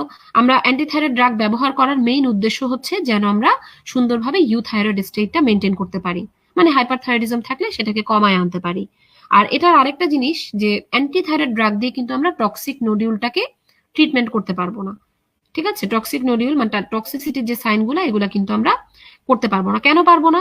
কারণ এই টক্সিসিটি ডেভেলপ করে যে একটা থাইরয়েড টিস্যু যখন ওভার অ্যাক্টিভ হয়ে যায়, তো যখন সে ওভার অ্যাক্টিভ ভাবে কাজ করে তখন সে অটোনোমাস ভাবে কাজ করে, মানে ম্যালিগনেন্সি যেরকম অটোনোমাস সেলগুলো অটোমেটিক্যালি বাড়তে থাকে, সেরকম অটোমেটিক্যালি সে কাজ করতে থাকে। এই কারণে দেখা যায় যে আমরা কিন্তু ড্রাগগুলা দিয়ে খুব একটা সুবিধা করতে পারি না। আবার দেখা যায় যে অনেকদিন আমরা ড্রাগ ইউজ করলাম, কোনো কারণে যখন ড্রাগ ডিসকন্টিনিউ করা হইলো তখন আবার এই হাইপারথাইরয়েডিজমটা রিকারেন্স হয়। সো এই ক্ষেত্রে আমরা ড্রাগ ইউজ করে খুব একটা লাভ হয় না। তাহলে এটা অ্যাডভান্টেজটা কি অ্যান্টিথাইরয়েড ড্রাগ ইউজ করার? একটা হচ্ছে যে এখানে কোনো সার্জারি লাগতেছে না, আবার এখানে কোনো রেডিয়েশনও ইউজ করতে হচ্ছে না। আর ডিসঅ্যাডভান্টেজ এটাই, পেশেন্ট কমপ্লায়েন্সটা খারাপ হবে, কারণ ট্রিটমেন্টটা অনেক প্রলং, ফেলিওর হওয়ার রেট থাকে, রিকারেন্স হওয়ার রেট থাকে। ঠিক আছে, আচ্ছা। অ্যান্টিথাইরয়েড ড্রাগের নাম কার্বিমাজোল, মেথিমাজোল, প্রোপাইলথাইরোসিল। ভেরি গুড, এই কয়েকটা আমরা ইউজ করে থাকি সাধারণত। আমরা এখানে দেখাই কার্বিমাজোল, প্রোপাইলথাইরোসিল। ওকে, আচ্ছা। তারপর দেখেন সার্জারি। সার্জারিটা দেখা যায় কি যে ডিফিউজ টক্সিক গয়টার এবং টক্সিক নোডিউলার গয়টার, এগুলোর ক্ষেত্রে সার্জারিটা খুবই ম্যান্ডেটরি। হ্যাঁ, আচ্ছা। আর দেখা যায় যে যখন আমরা সার্জারি করে ফেলি পেশেন্টের কিন্তু মোটামুটি ভাবে ইউথাইরয়েড স্টেট চলে আসে। সো এটা অ্যাডভান্টেজ কি? এটা অ্যাডভান্টেজ হচ্ছে খুব র্যাপিড একটা কিওর আমরা পাই, এবং আমরা যদি অ্যাডিকুয়েট ভাবে সার্জারি করি তাহলে কিওর রেটটা বেশ হাই হয় এবং রিকারেন্সটা তুলনামূলকভাবে কম থাকে। আর ডিসঅ্যাডভান্টেজ হচ্ছে যত কমই হোক না কেন অ্যাটলিস্ট 5% ক্ষেত্রে কিন্তু রিকারেন্স হয়ে থাকে। আর আরো কিছু ডিসঅ্যাডভান্টেজ আছে, সেটা হচ্ছে একদম একটা সার্জারির কমন কিছু কমপ্লিকেশন থাকে, একটু পরে আমরা আলোচনা করব। তো ওই ডিসঅ্যাডভান্টেজ গুলাও কিন্তু থাকে। আবার ইয়াং পেশেন্টদের ক্ষেত্রে দেখা যায় কসমেটিক একটা পারপাসও সমস্যা, যে একটা স্কার হয়। ঠিক আছে, আরো অনেক ডিসঅ্যাডভান্টেজ আছে, আমি একটু পরেই বলবো যখন থাইরয়েড অপারেশনের কমপ্লিকেশন গুলা নিয়ে আমরা আলোচনা করব। আচ্ছা, আর রেডিও আয়োডিন আমরা ব্যবহার করতে পারি। এটা অ্যাডভান্টেজ হচ্ছে এখানে কোনো সার্জারি লাগে না, কোনো প্রলং ড্রাগ থেরাপি লাগে না। আর ডিসঅ্যাডভান্টেজটা হচ্ছে সব জায়গায় আমরা এরকম আইসোটোপ ফ্যাসিলিটি গুলা পাবো না, আর পেলেও দেখা যায় যে অনেক বেশি কস্টলি হয় ট্রিটমেন্টটা। আবার আরেকটা দেখা যায় কি যে রেডিয়েশনটা এত বেশি যে পেশেন্টের কোয়ারেন্টাইন মেনটেন করতে হয়, প্রেগনেন্সি অ্যাভয়েড করতে হয়, অন্যান্য যারা সুস্থ মানুষ তাদের সাথে ক্লোজ ফিজিক্যাল কন্ট্যাক্টটা অ্যাভয়েড করতে হয়, বিশেষ করে বাচ্চাদের সাথে। আরেকটা ঝামেলা হচ্ছে কি যে রেডিও আয়োডিন থেরাপি ইউজ করলে আই সাইন যেগুলো ছিল সেগুলো কিন্তু অ্যাগ্রাভেটেড হয়ে যায়। আমি কিন্তু লাস্টে আপনাদের এই জিনিসগুলো থেকে কিছু ক্লিনিক্যাল সিনারিও বেসড কোশ্চেন করব, সো তখন এগুলো অ্যান্সার করার চেষ্টা করবেন কাইন্ডলি। ওকে, আচ্ছা। এই গেল হচ্ছে আমাদের কি কি ট্রিটমেন্ট আমরা অফার করতে পারি পেশেন্টকে। এখন আপনি একটা পেশেন্টের থাইরোটক্সিকোসিস সার্জারি করার জন্য প্রিপেয়ার করবেন। এই কোশ্চেনটা আপনাদের 5th ইয়ারে খুব লাগে, এটা প্রফে আসে রিটেন কোশ্চেন হিসেবে, বাট আমাদের জন্য এটা ইম্পর্টেন্ট, মানে যারা এন্ট্রান্স এক্সাম দিবেন জাস্ট একটু জিনিসটা জেনে রাখেন। প্রি অপারেটিভলি আপনি একটা পেশেন্টকে কিভাবে প্রিপেয়ার করবেন। প্রথম কথা হচ্ছে তার যেহেতু তার হাইপারথাইরয়েড, তাকে অবশ্যই একটা ইউথাইরয়েড স্টেটে আনতে হবে অপারেশন করার জন্য। এইটার কারণে আপনি ব্যবহার করবেন কার্বিমাজোল। কি ডোজে ব্যবহার করবেন? 30 থেকে 40 মিলিগ্রাম পার ডে। আচ্ছা, কতদিন পর্যন্ত আপনি ব্যবহার করবেন? যতদিন না পর্যন্ত পেশেন্ট ইউথাইরয়েড হয়, যেটাতে সাধারণত 8 থেকে 12 সপ্তাহ পর্যন্ত সময় লাগে। এরপরে আপনি ডোজটা কমায় এনে একটা মেইনটেনেন্স ডোজে যাবেন, যেটা হচ্ছে 5 মিলিগ্রাম 8 আওয়ারলি। এবং এই যে মেইনটেনেন্স ডোজ, এটা লাস্ট ডোজটা আপনি দিবেন হচ্ছে ইভিনিং বিফোর সার্জারি, যেদিন অপারেশন তার আগের দিন সন্ধ্যায়। আচ্ছা, এটা একটা প্রসেস। আরেকটা প্রসেস বলা হয় block and replace regime. Block and replace মানে কি? আপনি অনেক বেশি হাই ডোজের কার্বিমাজোল দিয়ে একদম T3 T4 কে পুরাপুরি ইনহিবিট করে ফেলবেন। করার পরে আপনি একটা অল্প মেইনটেনেন্স ডোজ রাখবেন, যেটা কিনা 0.1 থেকে 0.15 মিলিগ্রাম থাইরক্সিন। এই ডোজ দিয়ে আপনি পেশেন্টের নর্মাল থাইরয়েডটা মেনটেন করবেন। আমি আবার বলি, প্রথমত কার্বিমাজোল বেশি ডোজে দিয়ে আমরা পুরো থাইরয়েড প্রোডাকশনটাকে ইনহিবিট করে দিলাম, কিন্তু তারপরেও তো মানুষের বডিতে নর্মাল থাইরয়েডটা দরকার, সেটা মেনটেন করার জন্য আমরা 0.1 থেকে 0.15 পর্যন্ত থাইরক্সিনটা ডেইলি ডোজে দিব। এটা মেইনটেনেন্স ডোজ। ওকে, আচ্ছা। তাহলে দুইটা পদ্ধতি বললাম, একটা হচ্ছে আমরা কার্বিমাজোলের একটা নির্দিষ্ট ডোজ 8 থেকে 12 সপ্তাহ ব্যবহার করতে পারি পেশেন্টকে ইউথাইরয়েড করার জন্য। আরেকটা হচ্ছে আমরা অনেক বেশি ডোজ দিয়ে পরবর্তীতে থাইরক্সিনের একটা মেইনটেনেন্স ডোজ দিতে পারি। এসবি এর জন্য খুব ইম্পর্টেন্ট একটা জিনিস হচ্ছে আমরা লাস্ট ডোজ কখন দিব? Evening before surgery. আচ্ছা, আরেকটা জিনিস আমরা ইউজ করতে পারি সেটা হচ্ছে বিটা ব্লকার, যেমন প্রোপ্রানোলোল। এটাতে দুইটা সুবিধা, একটা হচ্ছে যে ক্লিনিক্যাল যে টক্সিসিটির সাইনগুলা, যেমন পালপিটেশন হয়, হার্ট রেট বেড়ে যায়, এই জিনিসগুলো সে ইনহিবিট করতে পারে। আরেকটা সুবিধা হচ্ছে যে পেশেন্টের ওই যে আমরা বলছিলাম যে পেরিফেরিতে T4 থেকে কিন্তু T3 তৈরি হতো, তো T3 তো খুব অ্যাক্টিভ, এটাকে আমরা ইনহিবিট করতে পারি প্রোপ্রানোল দিয়ে। ওকে, আর এটার ডোজটা কি 40 মিলিগ্রাম থ্রাইস ডেইলি। আচ্ছা, আরেকটা ড্রাগ আমরা ব্যবহার করতে পারি সেটা হচ্ছে আয়োডিন, তবে এটা একা একা আমরা ব্যবহার করব না, সাধারণত আমরা আমাদের যে অনগোয়িং ট্রিটমেন্টটা কার্বিমাজোল বা বিটা ব্লকার এগুলার সাথে আমরা ইউজ করতে পারি অপারেশনের 10 দিন আগে। ওকে, আচ্ছা, এখন অপারেশন হইলো টইলো সব ঠিক আছে, এখন ঝামেলা হচ্ছে যে অপারেশনের যে নেগেটিভ সাইড গুলা বা হচ্ছে কমপ্লিকেশন গুলা সেগুলা কি হতে পারে। এটা আপনাদের আগের এডিশনের বইয়ে আরেকটু সুন্দর করে দেওয়া ছিল, এখানে একটু কেমন জানি মানে হেডিং গুলা সুন্দর না আর কি। আচ্ছা, প্রথম কথা হচ্ছে আমি একটা জিনিস বলি, নার্ভ ইনজুরি। নার্ভ ইনজুরি প্রথম বিটা ব্লকার কিভাবে সিমটম কমায়, ওই যে এটা যেহেতু বিটা ব্লকিং এজেন্ট, সেটা বিটা রিসেপ্টরকে ব্লক করে, যেগুলো আমাদের দেখা যায় হার্টে বা ব্লাড ভেসেলে ছিল, যেটার কারণে দেখা যেত যে পেশেন্টের ট্যাকিকার্ডিয়া হতো, তারপর হচ্ছে পালপিটেশন ডেভেলপ করতো, পেশেন্টের একটা অ্যাংজাইটি ডেভেলপ করতো, ওই জিনিসগুলোকে সে কমায় দেয়, কার্ডিওভাস্কুলার সাইনগুলোকে বেসিক্যালি কমায়। আচ্ছা, এখন আমাদের একটা খুব ইম্পর্টেন্ট জিনিস হচ্ছে যে আমরা অপারেশনের সময় নার্ভ ইনজুরি আগেই বললাম, তো এই ছবিটা আমরা প্রথমে যদি খেয়াল করে দেখেন, আমরা আগেই বলছি যে সুপেরিয়র ল্যারেঞ্জিয়াল নার্ভ ইনজুরি হওয়ার চান্সটা সবচেয়ে বেশি থাকে। এই লাইনটা আমি বই আপনাদেরকে দেখাই, খেয়াল করেন। Injury to the external branch of the superior laryngeal nerve is more common because of its proximity to the superior thyroid artery. তাহলে দেখেন, আগেই বলা হয়েছে যে সুপেরিয়র ল্যারেঞ্জিয়াল নার্ভটা ইনজুরি বেশি কমন। এখন আমরা যদি থাইরয়েডের সাথে নার্ভগুলার রিলেশনটা চিন্তা করি, থাইরয়েড অপারেশন যখন আপনি করবেন আপনার খুব স্বাভাবিক ব্লাড ভেসেল গুলাকে লাইগেট করতে হয়, এর মধ্যে superior thyroid artery, inferior thyroid artery, এই দুইটা খুব ইম্পর্টেন্ট। এখন আপনি যখন আর্টারি লাইগেট করবেন তখন নার্ভের রিলেশন গুলো আমাদের মনে রাখতে হবে। এটা আমরা একটা নেমোনিক দিয়ে মনে রাখতে পারি, সেটা হচ্ছে একজন ভারতের একজন নায়িকার নাম রিয়া সেন। রিয়া সেন দিয়ে আমরা মনে রাখতে পারি, খেয়াল করেন কিভাবে মনে রাখতে পারি। আচ্ছা, আর হচ্ছে রিকারেন্ট ল্যারেঞ্জিয়াল নার্ভ, আই হচ্ছে ইনফেরিয়র থাইরয়েড আর্টারি, আর এ ফর অ্যাওয়ে। তার মানে দেখেন recurrent laryngeal nerve inferior thyroid আর্টারির সাথে একসাথে খুব মানে ক্লোজ প্রক্সিমিটিতে থাকবে, কিন্তু কোন জায়গায় থাকবে, গ্ল্যান্ড থেকে অ্যাওয়ে, মানে গ্ল্যান্ড থেকে দূরে। ছবিটা খেয়াল করেন, দেখেন এই হচ্ছে ইনফেরিয়র থাইরয়েড আর্টারি এটা, আর এই হচ্ছে রিকারেন্ট ল্যারেঞ্জিয়াল নার্ভ, আর এই হচ্ছে গ্ল্যান্ড। এখন দেখেন গ্ল্যান্ড থেকে একটু দূরে এই দুইটা জিনিস কিন্তু ক্রসিং করছে, দেখেন খুব ভালো করে খেয়াল করেন, আমি ছবিটা বড় করি। গ্ল্যান্ড থেকে দূরে এই রিকারেন্ট ল্যারেঞ্জিয়াল নার্ভ এবং হচ্ছে ইনফেরিয়র থাইরয়েড আর্টারি, এটা কিন্তু খুব ক্লোজ থাকতেছে, খুবই ক্লোজ থাকতেছে, ঠিক আছে। আচ্ছা, এখানে গ্ল্যান্ড থেকে দূরেটা বেশি ইম্পর্টেন্ট না, বেশি ইম্পর্টেন্ট হচ্ছে যে কোনটার সাথে কোনটা বেশি রিলেটেড, ঠিক আছে। তাহলে দেখেন রিকারেন্ট ল্যারেঞ্জিয়াল নার্ভ এবং ইনফেরিয়র থাইরয়েড আর্টারি এই দুইটা হচ্ছে ক্লোজ কন্টাক্টে থাকতেছে। আরেকটা হচ্ছে যে সেন, সেন মানে হচ্ছে superior thyroid artery, S for superior thyroid artery, আর ই ফর হচ্ছে external laryngeal nerve, EN external laryngeal nerve. এখন খেয়াল করেন সুপেরিয়র থাইরয়েড আর্টারি যেটা, এটা কিন্তু আবার দেখেন এক্সটার্নাল ল্যারেঞ্জিয়াল নার্ভের সাথে খুবই ক্লোজ প্রক্সিমিটিতে আছে। সো তার মানে আপনি যখন সুপেরিয়র থাইরয়েড আর্টারি লাইগেট করতে যাবেন তখন বেশি ইনজুরি হওয়ার চান্স থাকবে external branch of the superior laryngeal nerve, আর যখন আপনি ইনফেরিয়র থাইরয়েড আর্টারিটাকে লাইগেট করতে যাবেন তখন বেশি চান্স থাকে ইনজুরি হওয়ার রিকারেন্ট ল্যারেঞ্জিয়াল নার্ভ। এটা আমরা এই নেমোনিকটা দিয়ে খুব সহজেই মনে রাখতে পারি। কোনো কনফিউশন থাকলে আমাকে একটু কমেন্ট করে জানাবেন বা প্রশ্ন করবেন, আমি অবশ্যই অ্যান্সার দেওয়ার চেষ্টা করব।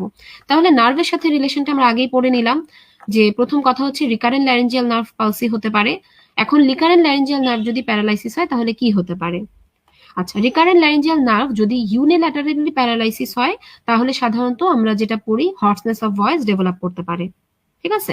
আচ্ছা, আর যদি বাইল্যাটারাল হয়ে যায় তাহলে কি হবে, তাহলে ভোকাল কর্ড প্যারালাইসিস হয়ে যেতে পারে এবং পেশেন্টের স্ট্রাইডর বা হচ্ছে রেসপিরেটরি প্রবলেমও হতে পারে, ঠিক আছে। আচ্ছা, আর আরেকটা হচ্ছে যে এক্সটার্নাল ল্যারেঞ্জিয়াল নার্ভ যদি ইনজুরি হয় তাহলে কি হতে পারে, তাহলে সাধারণত দেখা যায় পেশেন্টের ভয়েসের যে নর্মাল টোনটা ছিল, পাওয়ার ছিল, সেটা মেনটেন হয় না। না হতে পারার কারণে যারা কিনা প্রফেশনালি ভয়েস ইউজ করেন, যেমন টিচার বা হচ্ছে যে সিঙ্গার, তাদের ক্ষেত্রে কিন্তু এই জিনিসটা খুবই সিগনিফিকেন্ট। দেখা যায় যে ভোকাল কর্ডের টেনশনটা যখন লস হয় তখন হাই পিচ যে ভয়েসটা সেটা প্রডিউস করার ক্ষমতাটা তাদের কমে যায়। সো এই কারণে আমরা যখন অপারেশনে যাব পেশেন্টকে আগে থেকে এই ব্যাপারে কাউন্সিলিং করে নিতে হয়। ওকে, আচ্ছা, আর ভোকাল কর্ড প্যারালাইসিসটা আবার দুই রকম হতে পারে, একটা হচ্ছে ট্রানজিয়েন্ট প্যারালাইসিস আর একটা হচ্ছে পার্মানেন্ট। সো পার্মানেন্ট যদি ট্রানজিয়েন্ট হলে এটা দেখা যায় খুব সহজেই আবার রিগেইন হয়ে যায়, ঠিক হয়ে যায়। কিন্তু যদি পার্মানেন্ট হয় সেই ক্ষেত্রে পেশেন্টকে পরবর্তীতে স্পিচ থেরাপি দেওয়া লাগে। ওকে, এই গেল হচ্ছে আমাদের পেশেন্টের মোটামুটি ভাবে মানে নার্ভ প্যারালাইসিস গুলো আমরা বললাম। আচ্ছা, এখন আমাকে কেউ বলতে পারেন যে থাইরয়েড অপারেশনের খুব ইম্পর্টেন্ট দুইটা একদম মানে লাইফ থ্রেটেনিং ইভেন্টের কথা, লাইফ থ্রেটেনিং কমপ্লিকেশনের নাম বলতে পারেন কেউ? থাইরয়েড অপারেশনের দুইটা লাইফ থ্রেটেনিং কমপ্লিকেশন কেউ যদি পারেন আমাকে একটু কমেন্ট করে জানান। এর মধ্যে একটা হচ্ছে একদম ইমিডিয়েটলি হয়। ইমিডিয়েটটা কি হতে পারে বলেন তো দেখি? লাইফ থ্রেটেনিং কিন্তু, হ্যাঁ, অন্যান্য কমপ্লিকেশন না, আমরা শুধু লাইফ থ্রেটেনিং কমপ্লিকেশন যদি বলি, একটা হচ্ছে ইমিডিয়েট লাইফ থ্রেটেনিং হতে পারে, আরেকটা হচ্ছে একটু পরে ডেভেলপ করে। আচ্ছা, রিঅ্যাকশনারি হেমোরেজ, হ্যাঁ এটা একটা মানে ব্যাপার, রিঅ্যাকশনারি হেমোরেজ। এটা থেকে আরেকটু আগাই যদি আমরা মানে কিভাবে এটা আমাদের লাইফ থ্রেটেনিং করবে, থাইরয়েড স্টোন না, এটা না। আচ্ছা, যেটা ইমিডিয়েট এটা একদম ঠিক আছে, আপনারা যেটা বলছেন হেমোরেজ বা হেমাটোমা যেটা বললেন এটা ঠিক আছে, বাট এটা কিভাবে করবে আমি যদি বলি, থাইরয়েড অপারেশনের খুব ইম্পর্টেন্ট একটা কমপ্লিকেশন হচ্ছে রিঅ্যাকশনারি হেমোরেজ, যেটা কিনা অপারেশনের উইদিন 24 আওয়ার্স ডেভেলপ করে। আচ্ছা, এখন যেটা সমস্যা, এবং এটা দেখা যায় কি মানে খুব মানে চাপ দিবে, যখন হেমাটোমা ফর্মেশন হবে তখন সেটা কি করবে, আমাদের এয়ারওয়ের উপর চাপ দিবে। তো যখন এয়ারওয়ের উপর চাপ দিবে এবং ওই জায়গাটা একটা ভেনাস ইডেমা তৈরি হবে, তখন দেখা যায় এয়ারওয়ে অবস্ট্রাকশন ডেভেলপ করে আলটিমেটলি পেশেন্টের জন্য লাইফ থ্রেটেনিং কমপ্লিকেশন ক্রিয়েট করে। আচ্ছা, আর এখানে একটা জিনিস হচ্ছে যে এই ক্ষেত্রে আপনি কি করতে পারেন, মানে পেশেন্টের যেহেতু এটা হয় আপনি কি করতে পারেন? প্রথম কথা হচ্ছে ইন্ট্রা অপারেটিভ পিরিয়ডে অপারেশনের সময় আপনাকে খুব ভালো করে অ্যাটেনশন দিতে হবে এবং ভালো করে ব্লাড ভেসেলগুলোর হিমোস্ট্যাসিস বা হচ্ছে যেন ব্লিডিং না হয় এই জন্য সিকিউর করে আসতে হবে, এটা একটা। 2 নাম্বার যেটা, সেটা হচ্ছে যে যদি কোনো কারণে হেমাটোমা হয়েই যায় তখন আপনি কি করবেন? প্রথম কথা হচ্ছে যে ওখানে আপনি যদি নিজে থাকেন বা অন্য কোনো স্টাফ থাকে, তাদের খুব ভালো একটা আইডিয়া থাকতে হবে যে হেমাটোমা হয়ে গেলে কিভাবে করে সুচারগুলাকে রিমুভ করা যায়। তাহলে ইমিডিয়েটলি হেমাটোমা দূর করার উপায় হচ্ছে সুচারগুলো আপনি যদি খুলে দেন তাহলে প্রেশারটা কমে যাবে, কমে গেলে দেখা যাবে যে আমাদের যে ল্যারিংসের উপর চাপ পড়তেছিল সেটা কমে যাবে। সো ইমিডিয়েটলি পেশেন্টের একটা রিলিভ হচ্ছে। এবং এই যে আপনি ইমিডিয়েট কাজগুলো করতেছেন, একই সাথে আপনি আপনার সিনিয়রকে কল দিবেন যেন উনি এসে পরবর্তীতে পেশেন্টকে অপারেশন থিয়েটারে নিয়ে যেতে পারে এবং হেমাটোমাটা ইভাকুয়েট করতে পারে, ব্লিডিং কন্ট্রোল করতে পারে। আরেকটা যেটা ঝামেলা সেটা হচ্ছে যে অনেক সময় কিন্তু এই পেশেন্টগুলার এন্ডোট্রাকিয়াল ইনটিউবেশন লাগতে পারে, ঠিক আছে? আচ্ছা, মানে কারণ এই পুরো ডিউরেশনটা যতক্ষণে আপনি হেমাটোমা ইভাকুয়েট করবেন, ব্লিডিং সিকিউর করবেন, ততক্ষণে কিন্তু পেশেন্টের রেসপিরেটরি ডিস্ট্রেসের সমস্যা হয়ে যেতে পারে। সো অনেক সময় এখানে এন্ডোট্রাকিয়াল ইনটিউবেশন লাগে। আচ্ছা, আরেকটা যেটা বললাম থাইরয়েড ইনসাফিসিয়েন্সি, হ্যাঁ এটা একটা হতে পারে কমপ্লিকেশন, এই জন্য আমাদের রিপ্লেসমেন্ট দেওয়া লাগে। আরেকটা main important life threatening complication হচ্ছে প্যারাথাইরয়েড ইনসাফিসিয়েন্সি, এবং যেটার কারণে পরবর্তীতে কনসিকোয়েন্স হিসেবে পেশেন্টের হাইপোক্যালসেমিয়া ডেভেলপ করতে পারে। এখন এই প্যারাথাইরয়েড কেন ইনসাফিসিয়েন্সি হবে? আমাকে কেউ কজগুলা বলতে পারেন যে থাইরয়েড গ্ল্যান্ডের আমরা অপারেশন করছি কিন্তু কি কারণে প্যারাথাইরয়েড ইনসাফিসিয়েন্সি হতে পারে? 3টা কারণ আছে, এর মধ্যে আমাকে মোস্ট ইম্পর্টেন্ট 1-2টা একটু বলতে পারেন? আচ্ছা, আরেকটা যেটা আপনারা একটু আগে মেনশন করলেন থাইরোটক্সিক ক্রাইসিস, এটাও একটা কমপ্লিকেশন। দেখা যায় যে আপনি পেশেন্টকে যদি অপারেশন করার আগে ঠিকমতো প্রিপেয়ার না করেন, অনেক সময় দেখা যায় যে পোস্ট অপারেটিভ পিরিয়ডে হঠাৎ করে থাইরয়েড হরমোনগুলো বেড়ে যায়, বেড়ে গিয়ে থাইরোটক্সিক ক্রাইসিস তৈরি করতে পারে। ওকে, আর এর বাইরে নর্মাল কিছু অপারেশনের কমপ্লিকেশন থাকে, যেমন উন্ড ইনফেকশন বা সেলুলাইটিস হতে পারে, অনেক সময় পেশেন্টের স্কার হতে পারে, যেমন হাইপারট্রফিক বা কিলয়েড স্কার হতে পারে, স্টিচ গ্র্যানুলোমা হতে পারে। আর পোস্ট অপারেটিভ কেয়ারের মধ্যে একটা ইম্পর্টেন্ট জিনিস হচ্ছে উন্ড কেয়ার আপনি করবেন। আর আরেকটা ইম্পর্টেন্ট যেটা একটু আগে বললাম যে পেশেন্টের যেহেতু ইমিডিয়েটলি হাইপোক্যালসেমিয়া ডেভেলপ হয়ে যাওয়ার একটা চান্স থাকে, সো পেশেন্টকে অবশ্যই আমাদের বুঝাতে হবে যে হাইপোক্যালসেমিয়া ডেভেলপ করলে কি কি সমস্যা হতে পারে। যেমন প্যারেস্থেসিয়া হতে পারে পেশেন্টের, তারপর হচ্ছে যে অনেক সময় দেখা যায় যে পেশেন্টের টিটানির মতো সাইনগুলো ডেভেলপ করতে পারে। ওকে, এই জন্য আমরা রেগুলার বেসিসে পেশেন্টের কিন্তু সিরাম ক্যালসিয়াম লেভেলটা মনিটরিং করব। ওকে, আচ্ছা, তো আমি আপনাদের কাছে যে কোশ্চেনটা করেছিলাম যে প্যারাথাইরয়েড ইনসাফিসিয়েন্সি কেন হতে পারে, আচ্ছা একজন বলেছেন যদি অপারেশনের সময় এটাও কাটা হয়ে যায়, আরেকজনও বলেছেন আয়াট্রোজেনিক রিমুভাল, এটা হচ্ছে 1 নাম্বার কজ, খুব ভালো বলেছেন, এটা একটা। আরেকটা যেটা বেশি ইম্পর্টেন্ট কজ সেটা হচ্ছে কি জানেন, সেটা হচ্ছে ভেসেল ইনজুরি। এই যে আমরা বললাম superior thyroid artery, inferior thyroid artery, এই যে ইনফেরিয়র থাইরয়েড আর্টারি কিন্তু প্যারাথাইরয়েড যে গ্ল্যান্ডগুলো আছে সেগুলোকেও ব্লাড সাপ্লাই দেয়। সো আপনি যদি মনোযোগ দিয়ে অপারেশন করেন, খুব কেয়ারফুলি অপারেশন করেন, তখন দেখা গেল কি যে আপনি ভুলে প্যারাথাইরয়েডটা কাটলেন না, কিন্তু ইনফেরিয়র থাইরয়েড আর্টারিতে আপনি একটা ইনজুরি করে ফেললেন। সেটার কারণে যেটা হবে, ব্লাড সাপ্লাই ঠিক মতো পাবে না, অথবা ইনফার্কশন ডেভেলপ করতে পারে, যেটার কারণে আলটিমেটলি, যেহেতু এগুলো এন্ড আর্টারি, আলটিমেটলি কিন্তু প্যারাথাইরয়েড গ্ল্যান্ডটা ড্যামেজ হয়ে যাবে। আরেকটা যেটা লেস ইম্পর্টেন্ট কারণ, সেটা হচ্ছে নার্ভ ইনজুরি। নার্ভ ইনজুরির কারণে অনেক সময় প্যারাথাইরয়েড গ্ল্যান্ডটা ইনজুরি হতে পারে। সো এটা হচ্ছে আমাদের তিনটা কারণ। বেশি ইম্পর্টেন্ট হচ্ছে যে ইনঅ্যাডভার্টেন্ট যে রিমুভালটা আছে ডিউরিং অপারেশন সেটা, এবং আরেকটা হচ্ছে ভাস্কুলার ড্যামেজ। ওকে, আচ্ছা। এখন আমাদের লাস্ট মোস্ট ইম্পর্টেন্ট টপিক হচ্ছে নিওপ্লাজম অফ দ্য থাইরয়েড। আপনাকে যদি বলা হয় আপনি থাইরয়েড থেকে একটা টপিকই পড়বেন, আপনি এই নিওপ্লাসিয়াটা পড়বেন। খুবই খুবই খুবই ইম্পর্টেন্ট। আমি চেষ্টা করবো আপনাদের একদম ইন শর্ট, যে অংশগুলো না পড়লেই না, বা যেটা থেকে সাধারণত পরীক্ষায় কোশ্চেন আসে, সেগুলো আপনাদের বলে দেওয়ার। প্রথম কথা হচ্ছে, আপনি ক্লাসিফিকেশনটা যদি খেয়াল করেন, দুই ধরনের হতে পারে, একটা হচ্ছে বিনাইন আর একটা হচ্ছে ম্যালিগনেন্ট। বিনাইনে একটাই নাম আমরা পড়বো, একটু আগে যেটা বললাম, ফলিকুলার অ্যাডিনোমা। ম্যালিগন্যান্টকে আমরা দুই ভাগে ভাগ করতে পারি। যদি থাইরয়েড গ্ল্যান্ডের থেকেই অরিজিন হয়, সেটাকে আমরা বলবো হচ্ছে প্রাইমারি। আর যদি অন্য কোথাও থেকে মেটাস্ট্যাসিস বা লোকাল ইনফিল্ট্রেশনের মাধ্যমে হয়, সেটাকে আমরা বলবো হচ্ছে সেকেন্ডারি। প্রাইমারি গুলাকে আবার আমরা কয়েকভাবে ভাগ করতে পারি। এর মধ্যে একটা আসবে হচ্ছে ফলিকুলার সেল থেকে, একটা আসতে পারে প্যারাফলিকুলার সেল থেকে, আর একটা আসতে পারে লিম্ফয়েড সেল থেকে। ফলিকুলার সেল থেকে আসে, এটাকে আবার আমরা দুই ভাগে ভাগ করি। একটা হচ্ছে ডিফারেন্সিয়েটেড বা ওয়েল ডিফারেন্সিয়েটেড, যেটার ম্যালিগনেন্ট সেলগুলো দেখতে অরিজিনাল সেলগুলোর কাছাকাছি। এটার আবার দুই রকম হতে পারে, follicular cell carcinoma, papillary cell carcinoma.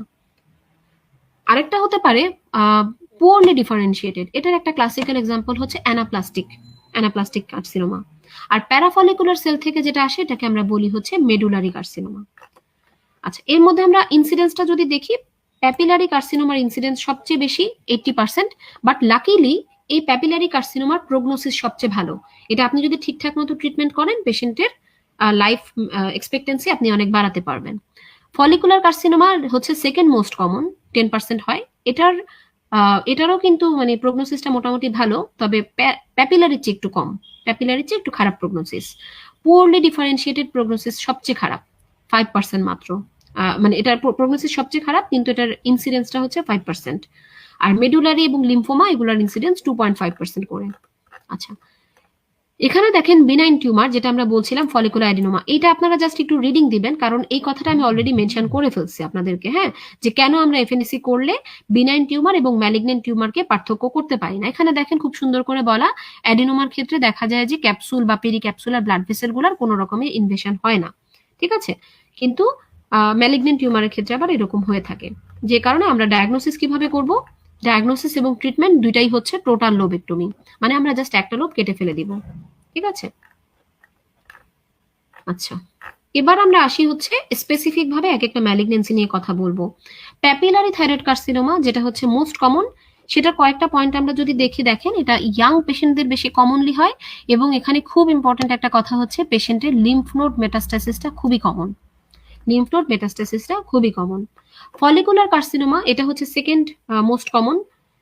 এটা আগেই বললাম যে আপনি কিভাবে অ্যাডিনোমা থেকে ডিফারেন্সিয়েট করবেন। এইখানে আবার ব্লাড বোর্ন মেটাস্টেসিসটা বেশি কমন। এখানে কিন্তু খুব একটা মানে লিমফেটিক মেটাস্টেসিস হয় না।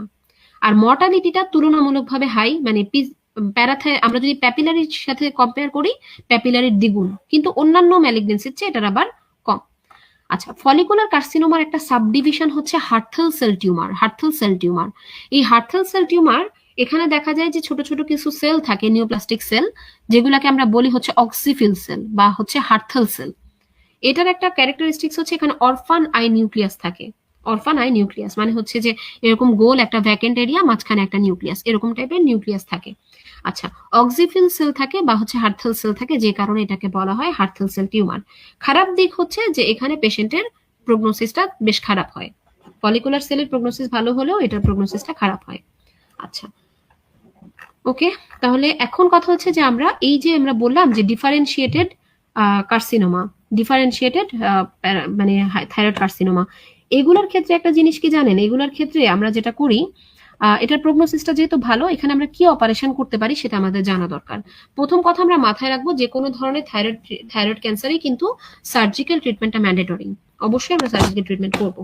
আচ্ছা, এখন ডিফারেন্সিয়েটেড এর ক্ষেত্রে দেখেন, যাদের কিনা হাই রিস্ক বলতে ধরেন লিম্ফ নোড ইনভলভমেন্ট আছে বা ডিস্টেন্ট মেটাস্টেসিস আছে, তাদের ক্ষেত্রে আমরা যেটা করব, প্রথমত হচ্ছে পেশেন্টের একটা টোটাল থাইরয়েডেক্টমি আমরা করব। পেশেন্টের একটা টোটাল থাইরয়েডেক্টমি আমরা করব। করলে কি হলো, আমরা ডিজিজটাকে ইরাডিকেট করলাম, সাথে যেহেতু পেশেন্টের নোড ইনভলভমেন্ট আছে বা ডিস্টেন্ট মেটাস্টাসিস আছে, সাথে আমরা পেশেন্টকে রেডিও অ্যাক্টিভ আয়োডিন থেরাপি দিব। এটা মনোযোগ দিয়ে একটু খেয়াল করেন। হ্যাঁ, আচ্ছা, তাহলে কি বললাম আমরা, যাদের ক্ষেত্রে মোটামুটি ভাবে মানে ডিফারেন্সিয়েটেড কার্সিনোমা এবং হাই রিস্ক পেশেন্ট, তাদের ক্ষেত্রে আমরা টোটাল থাইরয়েডেক্টমি করব, সাথে রেডিও অ্যাক্টিভ আয়োডিন থেরাপি দিব। আর যারা কিনা লো রিস্ক পেশেন্ট, মানে হচ্ছে শুধুমাত্র সিঙ্গেল ফোকাসে আছে বা শুধুমাত্র থাইরয়েড গ্ল্যান্ডে লিমিটেড আছে, তাদের ক্ষেত্রে আমরা লোবেকটমিটা দিতে পারি, যেহেতু এটা ডিফারেন্সিয়েটেড। লোবেকটমি আমরা করতে পারি, মানে লোব কাটবো প্লাস আমরা ইসমাসটা কাটবো, যেই লোবে হয়েছে সেই লোব কাটলাম, সাথে আমরা ইসমাসটা কেটে ফেললাম। আচ্ছা, এখন আনডিফারেন্সিয়েটেড যে কার্সিনোমা বা অ্যানাপ্লাস্টিক কার্সিনোমা, এটা হচ্ছে মানে একদম পৃথিবীর যত রকমের ক্যান্সার আছে তার মধ্যে one of the most aggressive malignancy, খুবই খারাপ। বাট আল্লাহর রহমত যে এই ক্যান্সারটা হচ্ছে থ্যাঙ্কফুলি রেয়ার। ওকে, এটার ম্যানেজমেন্ট আপনি কিভাবে করবেন? ম্যানেজমেন্ট নিয়ে খুব ঝামেলা। প্রথম কথা হচ্ছে আপনি আদৌ এই পেশেন্টের অপারেশন করবেন কিনা, কারণ এটার অপারেশন করেন বা না করেন পেশেন্টের প্রগনোসিসটা খুবই খারাপ। সো এইটার ব্যাপারে আসলে স্পেসিফিক্যালি কিছু বলা নাই। অনেক সময় দেখা যায় রেডিওথেরাপি, কেমোথেরাপি দিতে হয়, এবং যদি এগুলা দিয়ে কমায় আনা যায় তাহলে অপারেশন সাজেস্ট করা যায়, বাট আদারওয়াইজ আসলে এখানে অপারেশনটা খুব বেশি বলা হয় না। মেইনলি এখানে কেমোথেরাপি, রেডিওথেরাপি দিয়ে পেশেন্টের লাইফ এক্সপেক্টেন্সিটা বাড়াইতে হয়। মানে ট্রিটমেন্ট যদি আমরা বলি, প্যালিয়েটিভ ট্রিটমেন্ট, আর কিছু না।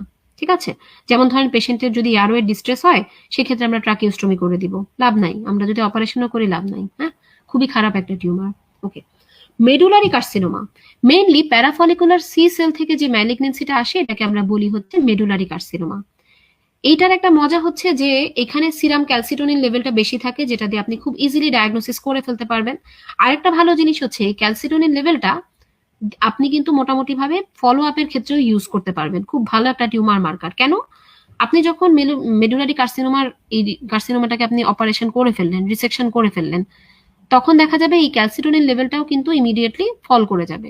আবার যদি কোনো কারণে পেশেন্টের রিকারেন্স হয়, তখন এই ক্যালসিটোনিন লেভেলটা আবার বেড়ে যাবে।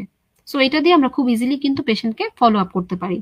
আচ্ছা, এখন এই যে ক্যালসিটোনিন বা হচ্ছে এই যে আমরা মেডুলারি কার্সিনোমা বলছি, প্যারাফলিকুলার সেল বা নিউরো এন্ডোক্রাইন সেল বা নিউরাল ক্রেস্ট সেল থেকে যে ধরনের টিউমার হয়, সেগুলাতে সাধারণত কিছু পদার্থ রিলিজ হয়, যেমন হচ্ছে সেরোটোনিন রিলিজ হয়, এই টাইপের আরো কিছু ভেজো অ্যাক্টিভ এজেন্ট রিলিজ হয়।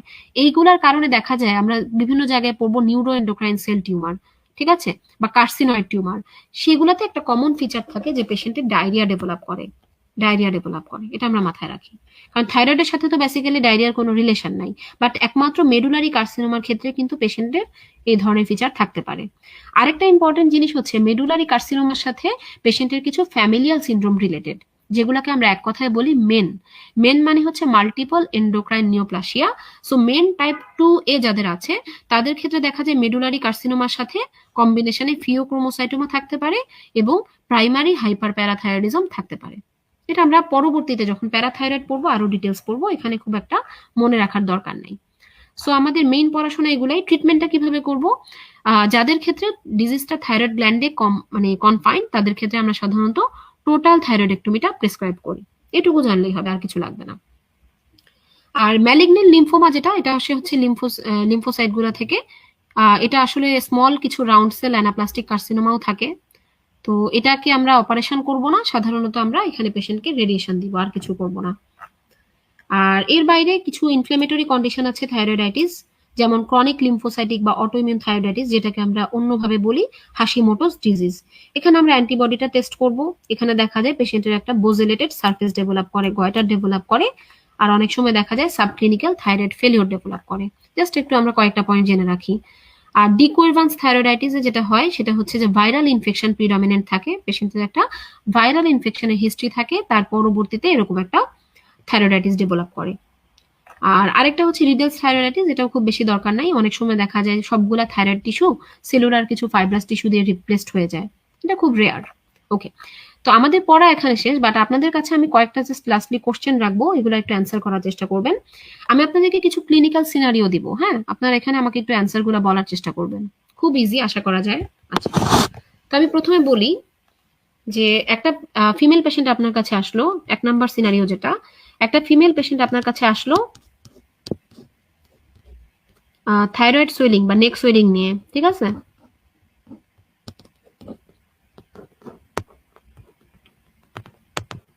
আপনি ইনভেস্টিগেশন করে দেখলেন যেটা টিএসএইচ লেভেলটা লো।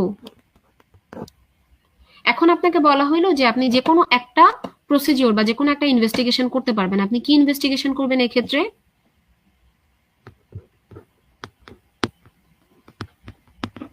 এই পেশেন্টের ক্ষেত্রে আপনার মোস্ট ইম্পর্টেন্ট ইনভেস্টিগেশন কি থাকবে? এটা অ্যান্সার করার চেষ্টা করবেন কাইন্ডলি সবাই। 1 নাম্বার। ওকে, ফিমেল পেশেন্ট আপনার কাছে আসলো থাইরয়েড সোয়েলিং নিয়ে, আপনি টিএসএইচ লেভেলটা দেখলেন এটা খুব কম, তো আপনাকে বলা হলো এই পেশেন্টের ক্ষেত্রে আপনি মোস্ট ইম্পর্টেন্ট ইনভেস্টিগেশন কি করবেন? আচ্ছা, 2 নাম্বার কন্ডিশনটা আমি দেই। 2 নাম্বার কন্ডিশনটা, ওকে, 2 নাম্বার কন্ডিশনটা এরকম যে একটা পেশেন্ট আপনার কাছে আসলো, পেশেন্টের বয়স ধরি আমরা, একটা 40 ইয়ার্স ওল্ড ফিমেল পেশেন্ট আপনার কাছে আসলো। সে আপনাকে হিস্ট্রি দিল 49, একটু বাড়ায় দিব বয়সটা, দাঁড়ান। আচ্ছা, 48 ইয়ার্স ওল্ড। হ্যাঁ, সে আপনাকে হিস্ট্রি দিল যে তার ফিমারে ফ্র্যাকচার হয়েছে, fracture of the neck of femur, ফিমারে কোনো একটা জায়গায় ফ্র্যাকচার হলো, ঠিক আছে? আচ্ছা, ফিমারে একটা ফ্র্যাকচার হলো, তো আপনি যে পেশেন্টকে জিজ্ঞেস করলেন যে কোনো অ্যাক্সিডেন্ট হয়েছে কিনা, কোনো আঘাত পাইছে কিনা, সে বললো যে না এরকম কিছুই হয় নাই, জাস্ট আমি হাঁটতে গিয়ে একটু পড়ে গেছিলাম তাতে আমার ফ্র্যাকচার হয়ে গেছে। আচ্ছা, তো আপনি অনেক ইনভেস্টিগেশন করলেন, আপনি এক্সরে করলেন, অনেক কিছু করলেন, আপনি কোনোভাবে কোনো ফ্যাক্টর আইডেন্টিফাই করতে পারলেন না। ওই সময় আপনার খেয়াল হইলো যে না, পেশেন্টের থাইরয়েড গ্ল্যান্ডের ওখানেও একটা সোয়েলিং এর মতো আমার কাছে মনে হচ্ছে, ঠিক আছে? তো আপনি দেখলেন যে হ্যাঁ তার একটা থাইরয়েড সোয়েলিং আছে এবং ক্লিনিক্যালি সেটাকে একটা ম্যালিগনেন্সি বলে আপনার মনে হচ্ছে। সো এইখানে এই পেশেন্টের আমরা কোন ধরনের ম্যালিগনেন্সি সবচেয়ে বেশি সাসপেক্ট করব? কোশ্চেনটা একটু কঠিন মনে হতে পারে, একটু ভেবে চিন্তে অ্যান্সার দিবেন। আমি আবারও বলি, পেশেন্টের একটা ফ্র্যাকচার আছে, পায়ে একটা ফ্র্যাকচার আছে ফিমারে, ঠিক আছে? এই পেশেন্টে আপনি অন্য কোনো অ্যাবনর্মালিটি খুঁজে পাইলেন না, আপনি দেখলেন যে পেশেন্টের একটা নেক সোয়েলিং আছে, যেটা এক্সামিন করে আপনার কাছে মনে হইলো যে এখানে এক ধরনের থাইরয়েড ম্যালিগনেন্সি আছে। তাহলে এটা কোন ধরনের থাইরয়েড কার্সিনোমা হবে বলেন তো দেখি? আর আমি আগের অ্যান্সারটা একটু চেক করি, আপনারা কি বলেছেন? এফএনএসি বলেছেন, T3 T4 বলছেন একজন, এফএনএসি ইউএসজি না, ইউএসজিটা আমরা করব হচ্ছে যদি পেশেন্টের সোয়েলিংটা পালপেবল না হতো, তাহলে পালপেবল সোয়েলিং এ আমরা কখনো আলট্রাসোনোগ্রাফি করব না। আর T3 T4টা খুব বেশি নেসেসারি না, এটা আমরা করব না। একটাই যদি ইনভেস্টিগেশন করতে বলা হয় আপনারা ডেফিনেটলি এটা এফএনএসি করবেন, ঠিক আছে? অবশ্যই আপনারা এফএনএসি করবেন। ওকে, আচ্ছা, 2 নাম্বার যেটা জিজ্ঞেস করলাম যেটা আপনি না অটো অ্যান্টিবডিও না, এক্ষেত্রে আমরা এফএনএসি করব। 2 নাম্বারটা অ্যান্সার আপনারা সবাই খুব ভালো দিতে পেরেছেন, ফলিকুলার কার্সিনোমা। আচ্ছা, এটার এক্সপ্লেনেশনটা কি? এক্সপ্লেনেশনটা হচ্ছে যে ফলিকুলার কার্সিনোমা সাধারণত ব্লাড বর্ন মেটাস্টেসিস হয়, তাই না? আচ্ছা, ব্লাড বর্ন মেটাস্টেসিস হয়ে আমরা জানি যে আমাদের যে ফিমারে ব্লাড সাপ্লাই বা যে কোনো বোনসের ব্লাড সাপ্লাই কিন্তু ওই যে চারপাশে যে ব্লাড ভেসেলগুলো যায় সেগুলোর মাধ্যমে পায়। সো এখন যখন একটা জায়গায় মানে সেই নেকের সোয়েলিং সেটা যখন দূরে যাইতে হবে, সেটা অবশ্যই ব্লাডের মাধ্যমে যেতে হবে। তো যখন একটা নেকের ম্যালিগনেন্সি বা হচ্ছে একটা থাইরয়েডের ম্যালিগনেন্সি ব্লাডের মাধ্যমে আপনার বোনসকে ইনভলভমেন্ট করছে, তখন ডেফিনেটলি আপনার ফলিকুলার কার্সিনোমার কথা মাথায় রাখতে হবে, কারণ ফলিকুলার কার্সিনোমা কিন্তু লিম্ফ নোডের মাধ্যমে সাধারণত ছড়ায়, ব্লাডের মাধ্যমে ছড়ায়। ওকে, এটা আমরা মনে রাখি। আচ্ছা, এবার ধরেন আরেকটা পেশেন্ট আপনার কাছে আসলো, যার ক্ষেত্রে এটা এটা একটু সহজ হয়ে যায়। আপনি একটা পেশেন্টের ক্ষেত্রে দেখলেন যে তার মানে নেকে একটা সোয়েলিং আছে, নেক সোয়েলিং, এবং একই সাথে আপনি দেখলেন যে তার থাইরয়েড সোয়েলিং পাইলেন, এবং একই সাথে আপনি পাইলেন যে তার কিছু নেকে গ্ল্যান্ড, কিছু বড় বড় গ্ল্যান্ড বা লিম্ফ নোড এনলার্জমেন্ট। সেই ক্ষেত্রে আপনার ডায়াগনোসিস কি হবে? থাইরয়েড প্লাস হচ্ছে পেশেন্টের লিম্ফ নোড এনলার্জমেন্ট। এই ক্ষেত্রে আপনি কোন ম্যালিগনেন্সি বা কি ডিজিজ সাসপেক্ট করবেন? Thyroid enlargement with lymph node enlargement. 3 number. Okay, এটা একটু অ্যান্সার করেন। আর 4 নাম্বারটা আমি যেটা বলবো, 4 নাম্বারের ক্ষেত্রে দেখেন, 4 নাম্বারে কন্ডিশনটা হচ্ছে যে একটা ফিমেল পেশেন্ট আসলো আপনার কাছে, যার কিনা আপনি ওকে, একটা ফিমেল পেশেন্ট আসলো আপনার কাছে, যে পেশেন্টের আপনি ডায়াগনোসিস করলেন যে তার থাইরয়েডে একটা ম্যালিগনেন্সি আছে, এটা আপনি কনফার্ম, ঠিক আছে? তাহলে আমি কার্সিনোমা থাইরয়েডটা লিখি, তার থাইরয়েডে একটা ম্যালিগনেন্সি আছে, এটা আপনি কনফার্ম। এখন যেটা হলো, আপনি একই সাথে ওই পেশেন্টের একটা সিটি স্ক্যান করে দেখলেন যে তার ফিওক্রোমোসাইটোমা আছে, ফিওক্রোমোসাইটোমা আছে, ঠিক আছে, ফিওক্রোমোসাইটোমা আছে। তো আপনি এটা দেখে সাসপেক্ট করলেন যে পেশেন্টের এক ধরনের সিমটম হতে পারে, সিনড্রোম হতে পারে, যেটাকে আমরা বলি হচ্ছে মেন 2A। এখন আমার কথা হচ্ছে, কোশ্চেনটা হচ্ছে যে এই পেশেন্টের আর কি ডিজিজ থাকতে পারে। আমি আবারও বলি, একটা পেশেন্টের থাইরয়েড কার্সিনোমা হইলো, সেটার সাথে আপনি পেশেন্টের পাইলেন হচ্ছে ফিওক্রোমোসাইটোমা। প্রথম কোশ্চেন যেটা, সেটা হচ্ছে যে এই পেশেন্টের কি ধরনের ম্যালিগনেন্সি আমরা সাসপেক্ট করব, যেহেতু আমরা মেন 2A বলে দিচ্ছি। পেশেন্টের এই থাইরয়েড ম্যালিগনেন্সিটাকে আমরা কি ধরনের ম্যালিগনেন্সি বলবো, এটা একটা কোশ্চেন। 2 নাম্বার যে কোশ্চেনটা, সেটা হচ্ছে এই পেশেন্টের আর কি সমস্যা থাকতে পারে, আর কোন ধরনের ডিজিজ তার থাকতে পারে। ক্লিয়ার হয়েছে কিনা কোশ্চেনটা? একটা পেশেন্টের থাইরয়েড ম্যালিগনেন্সি, তার সাথে ফিওক্রোমোসাইটোমা, আপনি সাসপেক্ট করছেন তার মেন 2A সিনড্রোম। প্রথম কথা হচ্ছে যে পেশেন্টের কি ধরনের থাইরয়েড ম্যালিগনেন্সি, এবং দ্বিতীয় কথা হচ্ছে এই পেশেন্টের এই ম্যালিগনেন্সির সাথে আর কি সমস্যা থাকতে পারে বা কোন গ্ল্যান্ডের সমস্যা থাকতে পারে। ওকে, আপনারা কোনটা, আচ্ছা প্যাপিলারি, হ্যাঁ এক্স্যাক্টলি, থাইরয়েড গ্ল্যান্ড যখন এনলার্জ থাকবে, সাথে যদি লিম্ফ নোড এনলার্জমেন্ট আমরা পাই, আমাদের মোস্ট কমন ডায়াগনোসিস হবে হচ্ছে প্যাপিলারি কার্সিনোমা, কারণ প্যাপিলারি কার্সিনোমা সাধারণত লিম্ফ নোডের মাধ্যমে ছড়ায়। ওকে,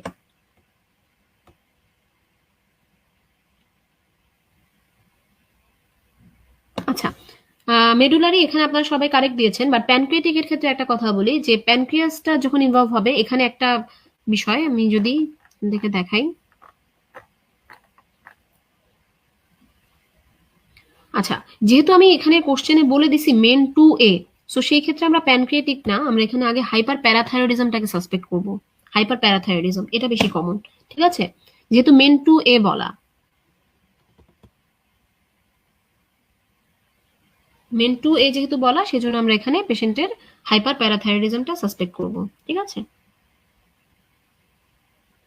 প্যানক্রিয়াসও একটা মেন সিন্ড্রোমের অধীন, মেন সিন্ড্রোমের অন্তর্ভুক্ত, বাট কথা হচ্ছে যে যখন আমরা মেন 2A এই জিনিসটা মেনশন করে দিব, তখন আমাদের মেইন ডায়াগনোসিস হবে হচ্ছে হাইপার প্যারাথাইরয়েডিজম। ওকে, তো আপনারা যেহেতু এই ম্যালিগনেন্সি রিলেটেড অ্যান্সারগুলো মোটামুটি বেশ ভালোই দিয়েছেন, সো আশা করা যায় আপনাদের মানে খুব বেশি বুঝতে প্রবলেম হয় নাই, বা আপনাদের খুব বেশি কনফিউশন নাই। তারপরও আপনাদের যদি কোনো জায়গায় কোনো কনফিউশন থাকে বা কোনো কোশ্চেন অ্যারাইজ করে, আমাকে একটু কমেন্ট করে জানাবেন। আমাদের ক্লাস এতটুকুই ছিল, আমাদের এই চ্যাপ্টার থেকে মোটামুটি এগুলো পড়লেই এনাফ, আপনারা একটু নিজেরা পড়ে নেবেন পরবর্তীতে। তো এর বাইরে যদি আপনাদের কোনো কোশ্চেন থাকে, আমাকে একটু কমেন্ট করে জানাবেন কাইন্ডলি, আমি অ্যান্সার দেওয়ার চেষ্টা করব। ততক্ষণ আমি একটু রিক্যাপ করি আজকের ক্লাসে, তাহলে আমরা কি কি পড়লাম। প্রথমত হচ্ছে আমরা থাইরয়েড গ্ল্যান্ডের কিছু বেসিক অ্যানাটমি পড়লাম এবং নার্ভের সাথে কিছু রিলেশন পড়লাম। সেকেন্ডলি আমরা থাইরয়েড গ্ল্যান্ডের কিছু প্যাথোলজি, ফিজিওলজি পড়লাম, যেখানে আমরা হরমোনগুলা, থাইরয়েড যে অ্যাক্সিসটা সেটা নিয়ে আলোচনা করলাম। দেন হচ্ছে আমরা কিছু কমন ইনভেস্টিগেশন পড়লাম, এসেনশিয়াল এবং হচ্ছে কিছু অপশনাল ইনভেস্টিগেশন।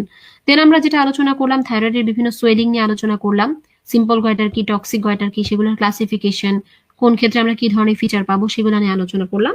দেন আমরা চলে গেলাম হচ্ছে অপারেশন বা ট্রিটমেন্ট রিলেটেড, মেডিকেল ট্রিটমেন্ট আমরা কি কি দিতে পারি, সার্জিক্যাল কি দিতে পারি। তারপর আমরা যেটা করলাম, বিভিন্ন ধরনের সার্জারি, কোন জায়গায় কতটুকু অপারেশন করা হয়, কতটুকু কেটে ফেললে আমরা কি সার্জারি বলি, সেগুলো নিয়ে আলাপ করলাম।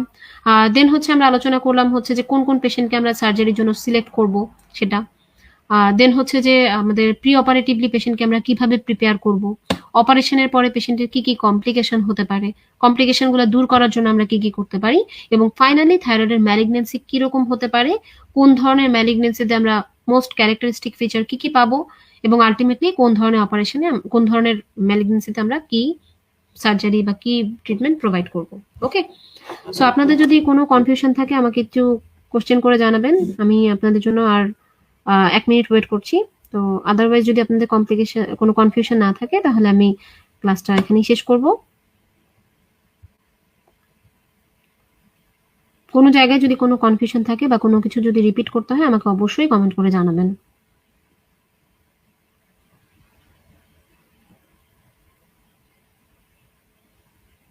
ওকে, ওয়েলকাম, ওয়ালাইকুম আসসালাম।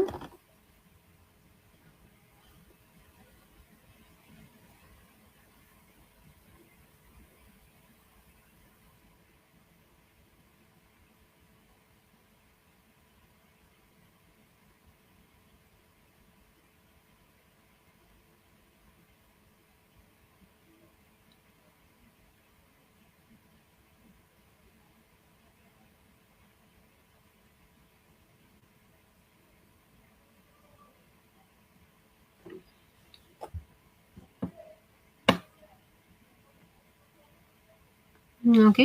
আপনাদেরকে অনেক ধন্যবাদ। আপনারা অনেক ধৈর্য নিয়ে সুন্দরভাবে অ্যাক্টিভ পার্টিসিপেশনের মাধ্যমে ক্লাসটা করেছেন। সো আপনাদের সবাইকে অনেক অনেক ধন্যবাদ। সবাই ভালো থাকবেন। শুভরাত্রি। আসসালামু আলাইকুম।